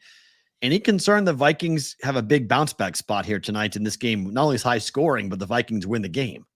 I'll tell you the tough part about that is, Matt, because if this was different circumstances, meaning the Philadelphia Eagles were on the road on a Thursday night, I'd be really worried about the Eagles. Because for me, when you're throwing in handicapping outside the box things, the numbers never stack up and say, well, how does that Thursday night feel? The first thing I check on every schedule release that comes out is to make sure, and usually I look at the Eagles first, that they have the home Thursday night game, because of how big of importance that is. Last week doesn't matter. Both the teams coming in on the even schedules. But now you take a look as Minnesota lost at home last week. Now it's to go on the road. Quick week here, only 4 days to get ready. Maybe a banged up tackle. Maybe your center is out at this point. But it does bring up a good point. If Minnesota is going to attack the Philadelphia Eagles, it's not running the football with Madison 30 times tonight. It's letting it rip, saying, hey, if we catch lightning in a bottle, which Justin Jefferson went for about $150 in the first half last week, that's how you beat the Eagles. Beat them on the outside with rookie cornerbacks. How big are these injuries that we keep hearing about, Donnie, with the Eagles? It sounds like, I mean, you could see the move because the number was 7.5. Any 8s disappeared immediately, 7.5 down to 7. The books get through to 7 to the 6.5 number now. Is this because of injuries, or should we be concerned from the Eagles' point defensively? I don't think so. But also, when you take a look at last week with the Eagles, were they ultra impressive? No, but they got the win. And from an odds perspective, they were favored by 3.5 at game time. They won by 5 points. They did their job. But the public always expects more, and so do the fan bases here. But if you're looking for a matchup, let's just say Justin Jefferson wasn't on the Minnesota Vikings. You go, okay, we got Slay back there, and they'll be just fine anyway. Just cover whatever wide receiver they have. You're talking about maybe the best wide receiver in football, that they're going to try to match him up as many times as they possibly can on a rookie cornerback in Job on the outside. And also keep in mind, Slay's not one of those guys. There's very few cornerbacks in the NFL that go, you know what? I'm going to go one-on-one with this wide receiver the entire game. He doesn't do that, because technically it wouldn't make any sense, because you're trying to save up in big spots, third down, maybe you rotate it through. But also, Minnesota's no dummies here. They'll have Justin Jefferson lined up in the slot, on the left, on the right. They're going to use those advantages there. It's just a matter if the Eagles' front 4 can get home in this football game and force Kirk Cousins into so many turnovers. Remember last year? Second game of the year, primetime Monday Night Football, Kirk Cousins 3 touchdowns. I think just about two, or at least 2 of them, were interceptions in the end zone here. So you expect turnovers when you get Kirk Cousins out there. That's fair. And look, Fletcher Cox, I think that's one point. He's questionable. Yeah. He's more of a run stopper than a rushing in the quarterback, even though he can get to the quarterback at times. He's a big piece, though. I think if he doesn't play tonight, I think that's a big loss for that Eagles defense. But I do like the over in the game tonight. Yeah. Where are you on the future for the Jets now minus Aaron Rodgers? Do you feel like they got something in the kid, the second pick overall from a couple of years ago, or do you think this is going to be a really rough year for the Jets now that their quarterback is out? Matt, on the early line, Ben and I talked about this, which it's a great comment you bring up here, because I use 2 terms. Either you get closure or clarity. And what I meant by that is clarity being, okay, he's a good football player, and when Aaron Rodgers comes back, he can be the backup. He's young enough where maybe in 2 or 3 years he can be the starter. Or you get closure. This guy stinks. We always knew he stinks. The book is now closed, and he can't play anymore, so we don't have any qualms letting him go. But also, from a betting perspective, Dave will like this too. You know me, like he goes down. I'm not looking at the Dallas Cowboys this weekend. I go right to the Jets and like, oh, really? Okay. Now we're up to 9.5, maybe 10 points at game time. That defense is elite. And also check the game structures of the teams that are going to be playing the Jets. They come into the game going, hey man, we got to hang 30 to beat the Jets. No, they're going, let's let the Jets beat themselves. So I would be surprised if A, the Jets make the playoffs, or B, if, Zach Wilson's a great quarterback. But I look for the other teams to go, okay, we know they have a good defense. Let's just play field control, and eventually they'll make the mistake. Cowboys by 7, you cash that ticket. Donnie, so under. So wait, so we're betting under Cowboys Jets. Oh yeah, no, I'm not Oh. looking for an over in that game. Yeah, I don't. No shot. No shot. No shot. You watched a lot of, you watched all the games, but Eagles specifically, Mhm. and you watched them against New England. Mhm. New England is a 3-point home dog now to the Miami Dolphins. The show's Mhm. called Bostonian versus the Book. We talk Yes. about the Patriots bullshit all the time because Matt likes to talk about the New England sports. We led today with Chaim Bloom getting fired Yeah. and Oh, everything tough else. scene up there. Oh, Man. but we'll get to Okay. that in a second. Yeah. It's okay. Dolphins -3, total 46.5. Is that going to make the vaunted Super Six thing that you guys do on the early line, or have you looked at that game, Donald? No, I'm telling you right now, the best bet in this game, it's one of the first things I look at. And Dave, you'll love this, team total wise. Like next Mhm. week 3, I can't wait. It's like all business the rest of the season. Right now, we're doing a hyperboles, what we think will happen. Here's the way I think the game plays out. You don't play the Miami Dolphins, even with Bill Belichick, and say to yourself, you know what? Let's slow the game down. Let's run the football with Zeke 15 times. You might have to go toe-to-toe with Tua while they're healthy, which means if the New England Patriots think they want to win this game, they ain't winning this game, Dave, and Matt, 20-17. They would Hell win this no. game 27-24. Team total over for the Patriots, which was hanging around yeah. rated 22.5. Like, I like that. again, if we get 17 points, again, you're looking at this game from a perspective of it's not going to be rainy weather. It's not going to be opening day. You know Tua Tagovailoa is healthy. The Dolphins aren't running the football. They're going to try to air it out. You can get some turnovers there, but also I liked what I saw. You have a real offensive coordinator now in New England. You saw that, make a couple of necessary adjustments. They were moving the football against the Eagles here. And you say to yourself, okay, that Eagles defense is pretty formidable when healthy. They had some shape. And keep in mind, again, it was rainy. Come on, man. Patriots are going to get 24 points in this game. Whether they win or not, I don't know, but they're scoring. I love that bet in particular because the Patriots, I felt like there was some, it looked like a real offense. They completed passes against the Eagles secondary. There was a touchdown in the back of the end zone that was not seen last year with Mac Jones. The offensive line did a okay job with a couple of guys who didn't play, a couple of starters being out. So I'm with you. I like that bet a lot. Where are you on teams like the Giants, who looked absolutely pathetic, got worked on Monday? Yes. But I think there's something to be said for teams like the Bengals, the Steelers, and the Giants, who looked awful in week 1 that might be much better in week 2. Fair?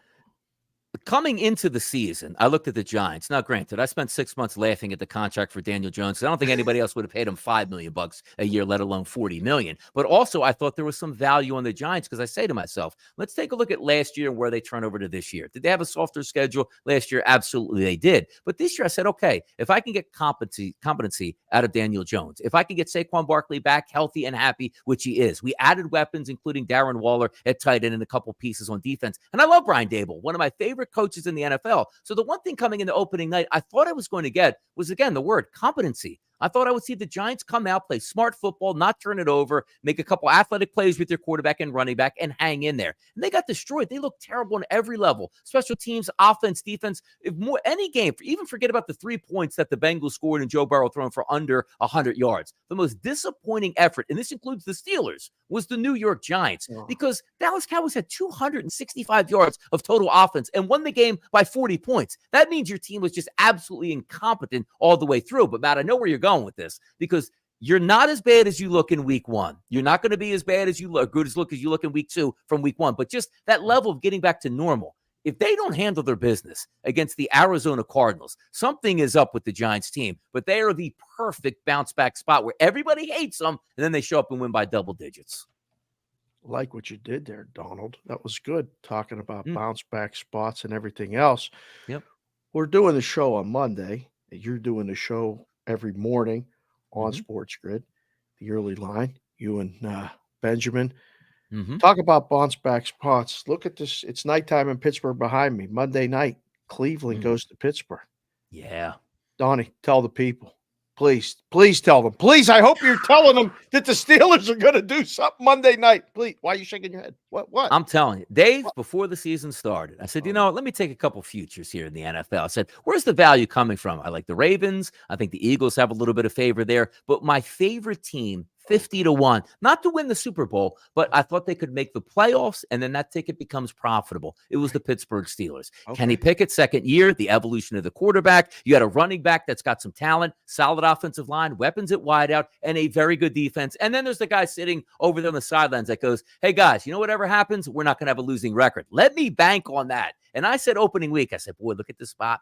Pittsburgh Steelers going to sit there. They're going to jump the 49ers. Brock Purdy's not going to know what hit him. And as I was driving home from the Oceans Resort after doing the show, every update was the Steelers turned it over, and here we go again. San Francisco was on the move. I love bounce back spots here. You take a look at how good Cleveland was on opening day. It is, if you're looking from week 1 to 2, it should be the Steelers, Dave, but I can't go anywhere near them. They're injured now, wide receiver. You got Deontay that's going to go down. You take a look there and say, okay, what do we do on defense? Cam Hayward, the heart and soul of that defense, he's not going to be there. I hope they bounce back, but I'm not going to be anywhere near that game, Dave. No shot, man. No shot. The chat is looking for the silver lining playbook book behind you, Donnie. They're like, where is that book? Because they're getting the vibes from the movies.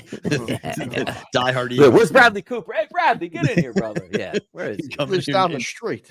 That guy lives down the street. Yeah, there you go.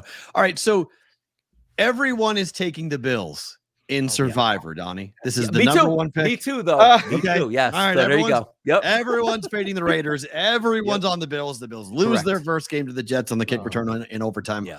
Now they're at home. The Vegas Raiders stayed out east. They've been practicing in West Virginia. They make the trek up to Buffalo a little bit later on in the week. Is this a guarantee here? Bills winning this game. Any shot the Raiders go 2-0? I don't think so.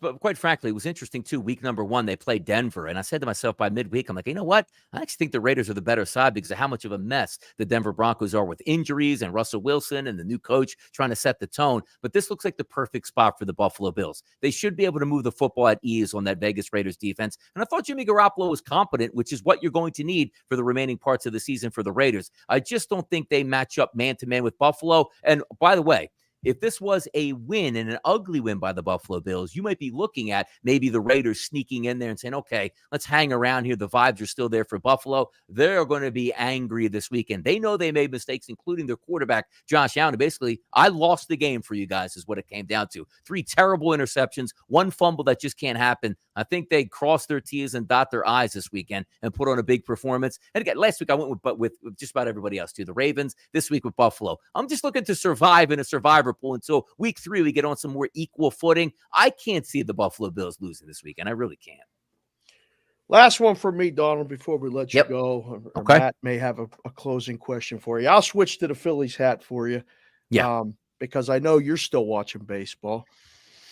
Are the Phillies going to make the playoffs? Yes. Do they have a shot at winning the World Series? Because we just saw the Braves come in there and kick their asses for a couple days in a row.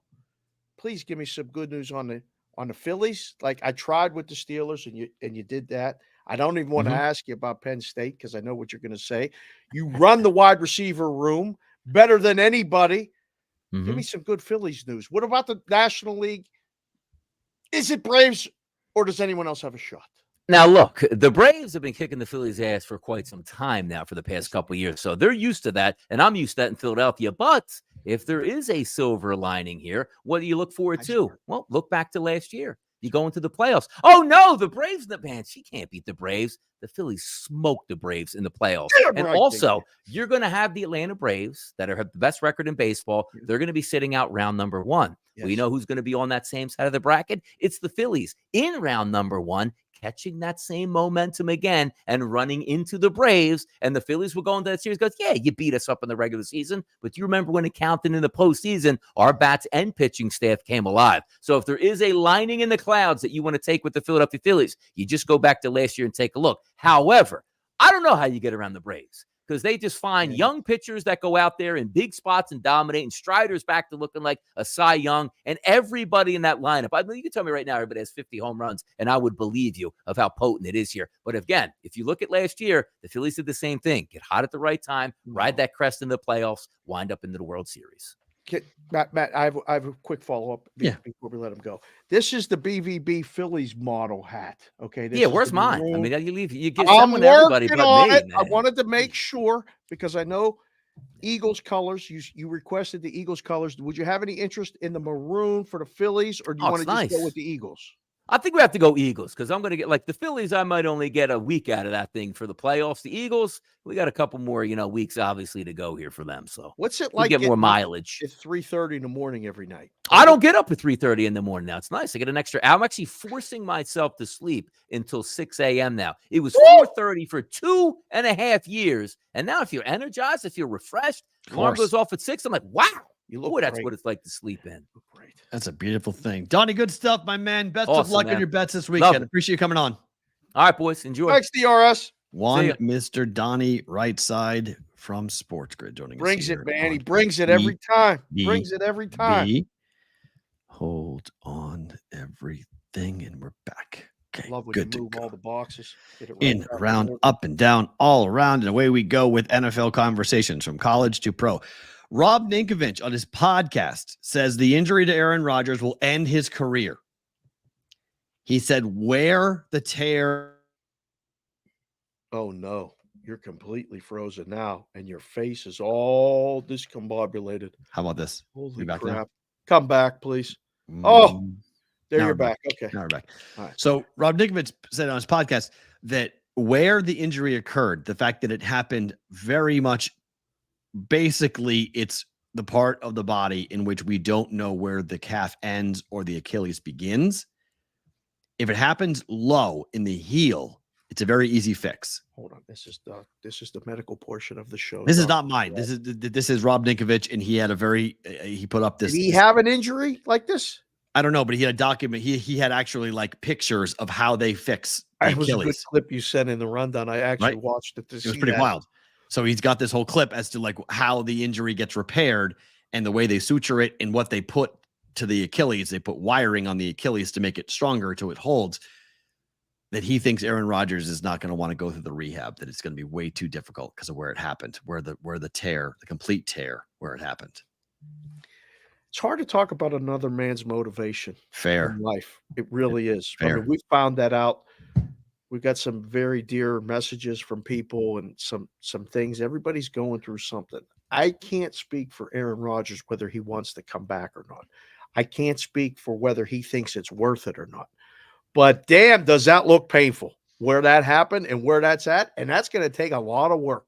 And you are closer to the end, like very much closer to the end than the beginning. If you're 25 and you haven't made all that money and you haven't won that ring and you haven't done all the things that he's done, you're working with something to come back. He's got to work on rehabbing so he can walk without a limp the rest of his life. That's my point. Forget football. He's got to rehab to make sure he can just live. He's an active dude. He likes to hike and do stuff and go out. Like, he's an active guy. An Achilles injury like that at your age, if you don't rehab it properly and come back, right, or you re-injure it again, I mean, it can be permanent. It can be permanent damage. You could have a problem with that leg for the rest of your life. I thought the soundbite was good. I saw it and thought the same thing. Mm-hmm. Like, why? If he comes back, he's coming back because he doesn't want to have that be the way he went out. Okay, that's fine. I think it's a little weird to hear. Not weird, but I get what the Jets are trying to do. But Robert Saleh is like almost promising to Jets fans that he's not gone. Like, he's not gone. Don't panic. He'll be back. I promise. I promise. And it's like, Robert, you sound like you're begging. Like, Aaron is not saying I'm coming back. Even on his post on Instagram yesterday, he said, I'm heartbroken. Thank you for all the support. I'll be back. But what does that mean? I'll be back. He'll be back in the broadcasting booth. I mean, does it mean to be back playing NFL football? I mean, a quarterback. Our man Onler just came in to chat and said, athlete versus an everyday Joe is a bit different. He'll have the best rehab known to man. He will. That's true, but it's still an extremely painful rehab. I don't care. It's mental. It's mental too, but it's like, on top of it, do you want, at 39 years of age, do you want to go and have a 300-pound guy every snap trying to take your other leg out and end it? I mean, do you really want that? I mean, what's the point? What are you trying to prove? I don't know. In that same clip, Rob Ninkovich said that he has $200 million in the bank. That would have to change somebody's mentality. I mean, Might if you have not be 200 million his. in the bank, your kids will never have to worry about anything. Would you want to go out there and risk permanent damage at 40? You got 40 years left on the earth. You have the same length of time you spent. You got another 40 years. What are you doing in the next iteration of your life? And do you want to be dragging your foot around behind you because it doesn't work? Having been where I've been, no, I'm good. Like, I'm good. I want to be healthy in the golden years. I want to give myself every shot to be healthy as I get older. Right. But at the same time, if I'm playing, they had to rip that uniform off of me. They would have to rip the uniform off of me. My hockey career ended because I got knocked the fuck out. I was reaching for a puck. I got nailed blindsided, face first onto the ice, 150 stitches in my face. I put a finger through my chin. And I don't remember any of it. I had a concussion, and my mom and dad told a story because they came up to watch because it was a playoff series. And they said, when you came off the ice, you just kept saying, I'm too old for this shit. I'm too old for this shit. That was my 5th year of college. It was my last year playing, like, organized. I love to play, but I had to get knocked out.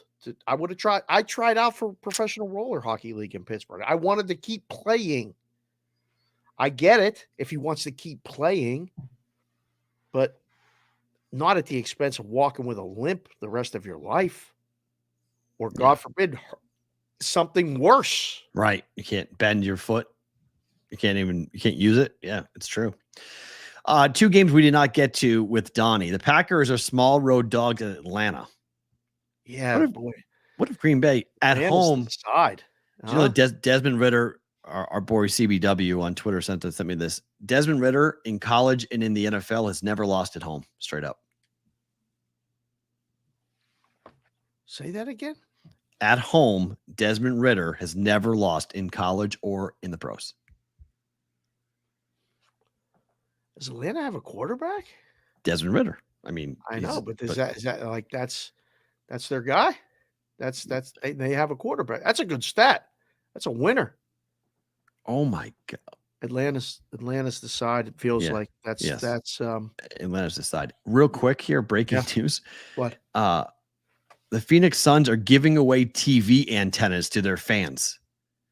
They will ship them TV antennas for free in order for them to be able to watch their games this season, because they're going to be back, baby. They're going to be over the. Are you coming back. This is Rabbit are coming back. That is the dumbest thing I've heard in a long time. They're sending them rabbit ears. What the hell is this? 1985? What's next? I got to get up and change the channel for my father. I got to go and click, click, click, click, click. I mean, was that your job? That was it was my job. Hell yeah, it was my job. Get up and change his channel. Sucked. Get up and change his channel. I hated that job. Yeah, it was the worst. And then I had to move remote control and move the rabbit. I had to move the rabbit ears. Wait, stay there. Wait, stay. Hold on. Stay there. Don't move. No, not a fan. The remote control was the greatest invention ever. This changes the channel. Yeah, you just have to aim it at the TV. And it goes click, and it goes, what? Really? Wow. Yeah, I don't remember that. Great. Like, kids, yes. This was that long ago. We're old enough to remember that. It's 30 years ago. 30 years ago, we didn't have channel changers. 30 years ago, you had rabbit ears. 30 years ago, I mean, you had people, including my family, who have to put tinfoil on the rabbit ears to make them stronger. Kids Google it. It's not making it up. It's 100% true. It's ridiculous. True. Did you ever have a Betamax for to watch tapes? No, we were always VHS. Right. We were anti-beta. We were all VHS always. Okay. We started with the beta, and I remember the first Betamax that had a wired remote connected that you could fast forward and rewind and freeze stuff. Like when you watched do you want Blockbuster to come back? Like, do you want to go full blown like 88? Like, go relive all that? No, go back to like the Tasty Freeze and all. Like, we're just going to go back to all the different angles of things that are gone. What was wrong with Tasty Freeze? Tasty Freeze was tremendous. Just saying, we're going to bring them all back. things that died that went Everything's away. coming back. It feels like everything's coming back. We're old enough to remember them. These kids think it's new. It's not What new. are we doing? Like, what are we The tapes. doing? I didn't like Blockbuster with them late fees. Oh, they made so much money in late fees. The Oh my late gosh. fees were complete bullshit. I mean, do you want like Columbia Music when they send you a CD for a cent? You want that to come back too? I never did that. Did you? Did you ever do that? Oh, I robbed them blind. Oh yeah, we did. We come up with fake names and fake addresses, and we had a whole scam going to that. It was yeah, great. you're the reason why they went out of business. We scammed the hell out of Columbia Music. It was great. On all Jeez. Man, Dude, finally, Chargers are laying 3 on the road to Tennessee. You like the Chargers? buy as a road- this? Do you road buy this? favorite? No, I don't like this at all. I don't like the Chargers as a road favorite at all. This one's stinky to me. I would agree. This is like, wait, what? Really? Yeah, I'm not a fan. All right, couple of quick baseball stories before we let go of Sports Grid and Sirius XM. Mad Max is done for the regular season for the Rangers. He might be done for the entire season. Man. What talk about trading lemons? The Mets traded away 2 lemons to the teams that took them. It's Damn. brutal. Man. DeGrom too. I guess 3. They traded away 3 lemons. On this. Gotta start to wonder about, pitchers in general making these big investments in pitchers. Oh, But are they the making new big running back? investments in pitchers that are old. New running back? Is this the new running back? Teams aren't going to invest in the position? Well, you can't say that yet because a good starter, top of the line starter, can win you a postseason. Fair. 5 good starts in a postseason can get you into the World Series with a chance to win it. Mhm. 5 good starts, dominant starts. There's aces that can still do that. Now you only, as with the team that has a bye, you only need to do it in 3 rounds too. So that's the vision is still there. But yes, I think that guy may not exist much anymore. It's unbelievable, right? Yeah. Because you got I felt Then- bad for big business. Did you feel bad? I immediately thought of him. he checked out a while ago though, so I think he's just more confirmation for him that he's been very much down on the Rangers. But yeah, I tweeted at him. I said, "Sorry, man, that sucks. That stinks." I was like, that's the first guy I thought. I was like, man, that's just a bad deal. The Marlins are going to lose Sandy though. Alcantara's got a UCL sprain. They're saying he's day to day. He says he's okay, but they can't just like shut him down to the playoffs and be like, hey, you will see in the playoffs. They're not in the playoffs yet. I hate these situations. Like, because the player's got to say he's okay. Right. The team's got to say he's hurt. And then they're like, can we just not talk about it? Can we just say he's hurt and just leave it at that? When did he come back? Does he come back? I don't. If he has a UCL sprain, It's he bad. ain't coming back this season. I don't Is want it- you pitching in a game in October. Do you? No. And having him snap it? No way. I need full medical clearance. But the That's Marlins what are I mean. the Marlins are a half a game out of a playoff spot. They're not in the playoffs yet. Yeah. This stinks. Like Mad Max stinks. Marlins losing Sandy Alcantara stinks. And the worst story of them all, Walker Buehler ain't coming back. The Dodgers are not getting pitching help. They were banking so vitally on this guy to be there for the playoffs. Shut him down. Rehab did not go well. Oh. He is They not officially announced this today? officially. Walker Buehler is not pitching for the Dodgers This season at all. this season. Done. Shut down. The rehab from the Tommy John surgery did not go well. It's Braves against the world. It is 100%. It is Braves against the world. Got to find that other piece of that puzzle, man. I got some work to do. Well, I mean, we got work to do after the show. I mean, you can do Braves, 2 more Orioles, pieces at the Braves, see that? Braves. Yep, I did. Braves, Orioles, Braves, Everybody. everybody. Braves, Astros, Braves. Marlins, or sorry, No, Mariners, Braves, and then you start with Astros, Mariners. You could throw the Rangers in if you want. You think No. they're going to make it. No, Then Orioles, Rays. Would you buy the Braves Twins just because? no, You still No. won't acknowledge it. Minnesota's like they're it. not. No, it's incredible. There's such a small window. There's like 4 teams that could even be in the World Series, let alone win the World Series. It's going to be absolutely wild. Tomorrow, Roll Call Friday. If you guys are on Sirius XM channel 159 and on Sports Grid Television, we will talk to you tomorrow. Always a big show, always a big day for you guys who are live on YouTube and live on Twitter. We do a little thing called bonus time. In bonus time, we will answer your questions as well. So you can super chat right now, a topic, a game, a question, whatever you want. Dave and I will get to it coming up in bonus time. But if you're leaving us, hopefully we'll see you guys tomorrow for a very fun and cool Roll Call Friday. Bonus time starts now.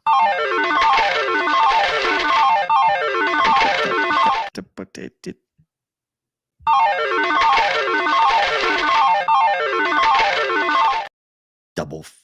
What was weird? That was like a stop, start, stop, start, stop, start. Okay, we're good. Bonus time. Are we good? Yeah, we're good. He just came in the chat and said this one is for Matt. Okay. LOL. Deion Sanders responds to comments made from Colorado State head coach Jay Norvell.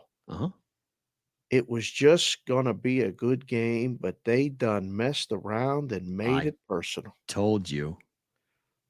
Done messed around and made it personal. I know you like Deion, so you want to protect him, and you want to protect. This is who Deion Sanders is. I know. This is who he is. He makes it about himself all the time. Damn it. Just who he is. He can't let this go. He won't let this go. So that's what Jay Norvell is doing, is saying, this is us. That is them.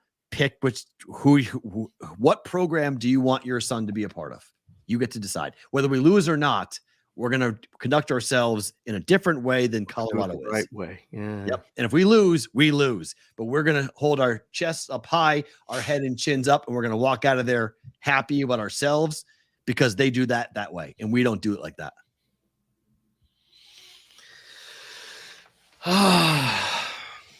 Might have to wear the full Deion tomorrow. He can't Have help to go himself. full Deion tomorrow.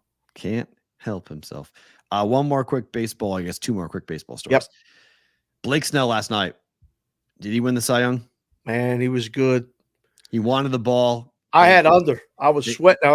I had under 8.5, 8, and I was going to go under 7.5, and I did not. But I watched a lot of that game. He had a couple really quick innings. 1, 2, 3, 8 pitches in an inning.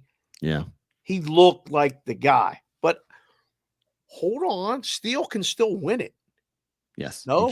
He can. I mean, but he took the ball in a game that he didn't have to pitch. They gave him the option. Who? The Dodgers gave him an option. I mean, said the Padres gave him an option. He said, you don't have to pitch this game. We can bunch you. We can, push you back a week if you are, or start if you want. Right. And he said, no, I want it. Since the mound was moved to its current distance in 1893, Blake Snell became the first pitcher with 160 Ks and under 20 allowed earned runs in a 20-game span in a single season.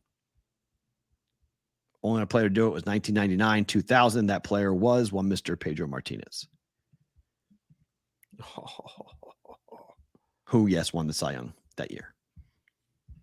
Pedro was magic in those years. In 99, it was magic. That was the All-Star game. That was I think so. It was 99 and 2000. Yeah, because it was crossover. He did it over a span of 20 starts. So it was two different seasons in which he did. You weren't in Boston those years, were you? Oh yeah, it was 99. Oh yeah. Oh, I was a senior in college. I was there. I was at multiple Fenway Park starts in 99 for Pedro. Was it electric? It's psychotic. It was absolutely the most incredible thing. There's never been anything like it. The whole entire city stopped when Pedro pitched. Oh. The toughest ticket. He's the only guy that when I used to sit in right field and watch him pitch, the ball gained speed as it hit the catcher.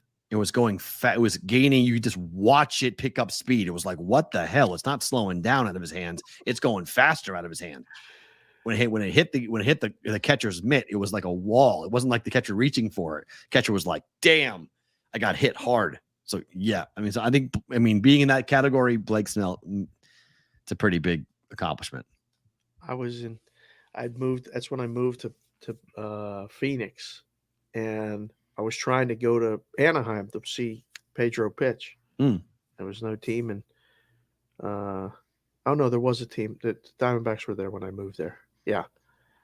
Anyhow, it's Those are good memories watching No. Pedro pitch. I mean, just as a fan on television, it was electric. I wish I would have seen it in person. Yeah. I still think Steele has a shot, but that didn't hurt his case. That only helped his case for Snell. We'll read that later. What are you looking at It's now? fine. We'll read that later. Okay. Finally, Cardinals pitcher and aspiring musician Adam Wainwright, in his final home start at Busch Stadium, will feature a post-game concert in which he'll perform 3 new songs of his upcoming album. Can we please stop this shit with what the fuck's going on in St. Louis with Adam Wainwright? I mean, Adam Wainwright's a good pitcher. Adam Wainwright is not like Pedro Martinez. Adam Wainwright is not like, I don't know. This is not like Derek Jeter or something of this ilk. Like What? they didn't do this for, I mean, Pujols didn't do this. They're throwing a concert in which Adam Wainwright's going to pitch and then put on a damn guitar and start singing. Pujols left. The hell is this? This is bizarre. This is their guy. This is weird. Celebrating their guy. This is beyond weird. This is really strange. Helping him with a concert announcement to put him on to his second stage, whatever the hell he's going to go into. This is bizarre. This is weird. This is strange. Wainwright and the Cardinals have some creepy stuff going on. Stop trying to prop this dude up and just be to being something, because he's nothing worth talking about at the moment. He should be done and retired, but he's desperate for 200. Man, oh man. Does he have a song called 200? I bet he does.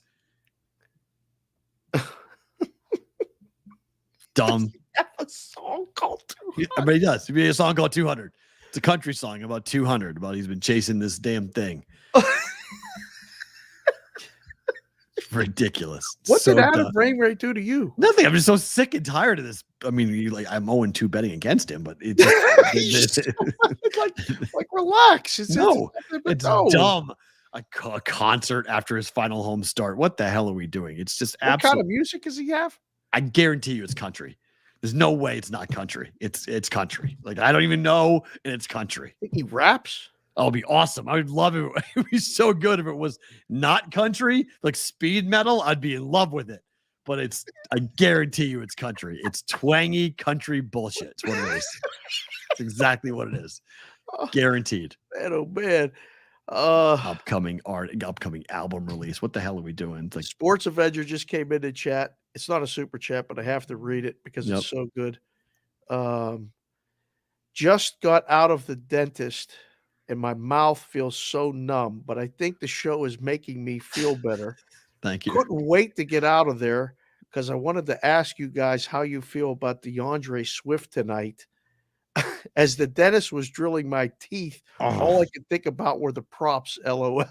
Good. Get your mind off that sound. He didn't leave us a super chat, but I feel That like we're going smell. to answer Sports Adventure. God, that smell of your teeth burning and it's nasty. I hate that smell. It's so gross. Talking about listening to us while he's getting his teeth drilled. I hear you, man. We'll get to that here in just one.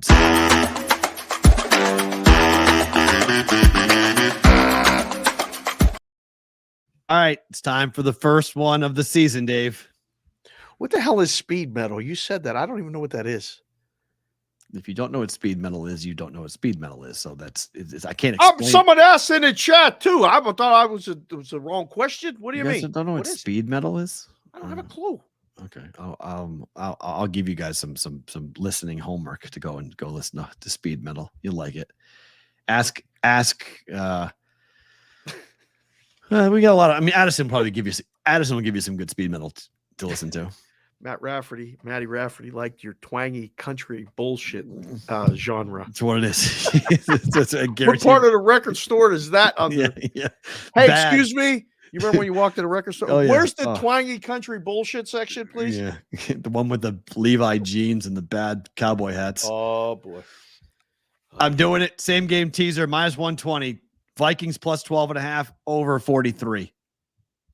Betting and booking it. Dog and over? Yep. Sending a limo for you. Come on in. Yes, I'm booking this. Are you kidding me? I'd have to turn all my cards in. Which All side? of them if I said to bet this. Which side loses? Do you think the game goes over that easy? Yes. Not, You not like the easy. over Not- better than the not- side? Yes. I like the over better than the side. Yes. All right. I get I over don't know. 7. I get over 7. I get over 10. I don't get over 14, but I get over 7. I get over 10. I just think there's going to be a red zone turnover or two. I saw it last week. I feel like it again. Worried about your total. I'm not worried about the Eagles. I'm more worried about the Eagles winning by 14. I'm not worried about the total. I'm worried about Philly. Oh. Kirk Cousins red zone turnover. Going down a chance to score. Yeah, lose by yeah, 7. yeah. Red zone turnover. That's what I'm worried Yeah. about. Okay. That's my concern. Yeah. I'll book it. Okay. I think, I mean, now that you said that, I guess I could see that happening. But I like the under for the game, so I'm more concerned with the total. I feel these defenses are banged up. I know it's Thursday. I just can't get out of my mind these ugly Thursday games. Normally, Prime time unders. Week 1. All of these things This is continue week to happen. 1. I agree. But prime time unders, I don't think. I think 43 points is not high. I think we get 28. No, it's not. I think we get 28 The points. total in the game's 49. That feels high. Yeah, that's why I pulled it down. Yeah. So I got below 44, which I is a would key prefer number. you did, like, if you'd have said Vikings plus And then and the over. under. No, I thought about doing that, but I think this could be a track meet. These defenses are really hurt. under 56 would have been your number. I don't think so. I think it could go over. It would have been 55 for me. Oh, 6-point teaser. Yeah, So 6-point teaser. 55, yeah. It would have 55. I looked at it. I mean, I was like, I might have said yes to that. What do I feel more comfortable with? I feel more comfortable with both defenses giving up a lot of points tonight. Okay. I mean, the injuries in that secondary are bad. So Memphis minus 14 Let's tonight. see. I can't believe you're doing a college football game. I'm impressed. Yeah. I bet over with your Pirates who won 2-0. So I'm already 0-1 in the day. Damn it. So we need to. Dog play coming in on the dog in this game. It's 13. Okay. 13.5. That's running clock. Right? Navy can't score. That's the problem. Navy can't score. Cousins to throw a pick. That's a good prop. Bet. It was 16.5 at open. Once I got to 14, I was comfortable laying it. I don't like 14.5. I like 14. So 13.5, I like even better. Okay. Yeah. I think I'll book this one too, just not knowing much of anything else. I'm just You watch watching the Navy lines play. move You right watch now. Navy play. So you're gonna follow. You're following Steam. I did. Whoa. Yes, Hi, Steam, bookmaker. Steam You're play. following Steam. Yeah. You like the pro side on this? Bad news. Talk about taking away cards here. Yeah, bad news. But I don't know. I'm not going to watch a single play of this game. Are you? Yes, I will. You will? It starts before the football game. It starts before, so it's 7:30 start Eastern. It's great. You get almost Fair. whole first quarter. And the game's on Amazon Prime, You get right which into means once I put it on, I can't really change the channel, Fair. which I cannot stand. Not gonna lie, I'm with you. It's annoying, but I'll watch. ESPN's got the football game tonight, and then we'll go into Amazon Prime after that. You like over or under in the college football game? The chat wants to know. I think I would lean towards the under only because of the way that Navy plays. Yeah. But I think team total Navy under, game under, Memphis covering could very well be 24-3.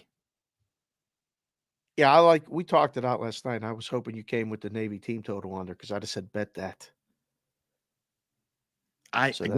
Memphis only got 3 players back on defense. They are a relatively untested defense against Right. triple option. Yeah. On a short week, triple option, it does concern me a little bit that they would give up points.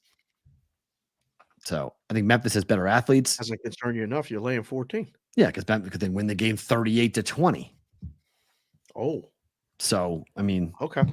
Memphis could go and just have big play after big play after big play, and the Navy can't. That's what Notre Dame did. Notre Dame had big play after big play, It scored 40+ points on them. So Still almost a big group of people in here. Guys, put it in the chat. You laying 14 or taking 14? What do you got? Put it in there. J-Dub bets bet 17.5. Wow. Under? Is that the team total or is that Team is that total? team 17.5. Yeah. Jesus, bet the under there. Okay. That's up. That's higher than was last night. It was 16.5 last night. Yeah. That's one I wouldn't chase the steam. So, okay, time for super chats. Now, first one is Mikey Awesome says, to Jake Paul fight, we know the ending, all hype. Which one? I'm confused. Oh, Colorado State. Oh, equals a Jake Paul fight. We Yeah. all know the ending, all hype. It's not a fair point there, Mikey. Dave's Daily Picks, Matt stealing porno mags, mail fraud as a kid. Whoa. What? Did I tell that story about me stealing porno mags? I must have told Yeah. that story. You did. Sticking it at the end of her spa, sticking it in the what do you call it? The fan to the outside, and then walking around the outside and getting it. It wasn't really I guess it was porno. I guess it was an Easy Rider magazine. So it was naked. It was women who had their tops off, posing on motorcycles. Big deal back then, boys. It was a big deal. That was a very big big deal. Yeah, it was a very big deal. Oh my gosh. Hell yeah, that was a very big deal. I didn't know. Believe what we were seeing. If someone said pornography, I'm not sure I would have known what pornography really was. No. But at the time, that was pornography to me. A topless woman on a magazine on a bike was pretty much pornography to me. Absolutely. Chris Covey, Orioles, Rays, Bradish versus Cervali. Who do we like? Ooh, this is a good baseball game.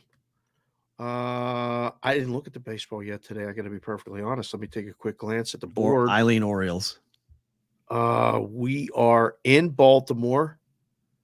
Whew. Small favorites. I like under in the game, so I guess the favorite, the home team Orioles, is a slight lean. Just I got to do the work. We got to get the picks in after this, but I'll do the baseball work.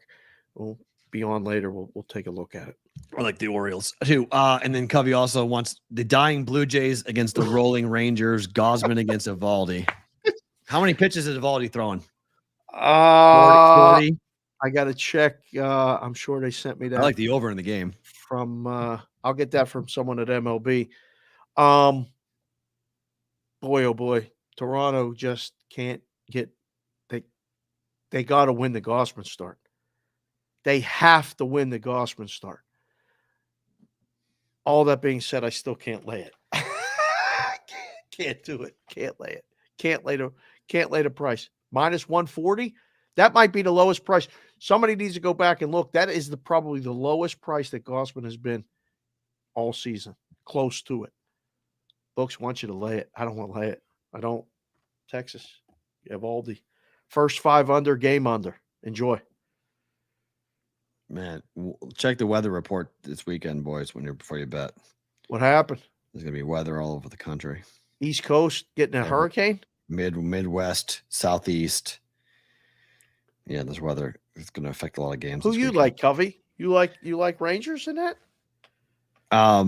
Okay, so here are the last little bit here. Caesars, while we were talking, admitted that they were hacked and all of their data from their customer rewards program was stolen, including IDs and credit card numbers. What? Yeah. So just the sportsbook stuff too. The sportsbook. We're in the sports books. The sportsbook got all stuff of our too. information. Caesars. Yeah, I think so. I think it is. I think it's everything. Son of a. Yeah, the line is Caesars Entertainment has admitted that hackers stole a copy of its loyalty program database earlier this month. Private customer information, including driver's license info and social security numbers, were all compromised. Vital Vegas is saying if I were across the country. Yes. Vital Vegas says if I were a betting person, we'd wager MGM Resorts paid the ransom full price, not 50% off like Caesars. System started running company-wide late afternoon today. More coming online tonight. Our town and nation have to grapple with this issue more seriously. Holding one of the largest gaming hospitality companies in the in a world hostage should be treated like a terrorist attack because that's what this was. So, and I have a hard time arguing with that point. Holy shit. Yeah. Caesars, $15 million Caesars paid. It sounds like MGM paid 30 to get their stuff back. Man, oh man. Man, oh man. That's not good. Someone's in the comments saying, I work at MGM property. I'm here until 7 p.m. tonight. 0 systems have been restored. We've been told not to expect anything until next week. This is going to last a weekend. That's the problem, right? Once you get to the weekend, that's bad.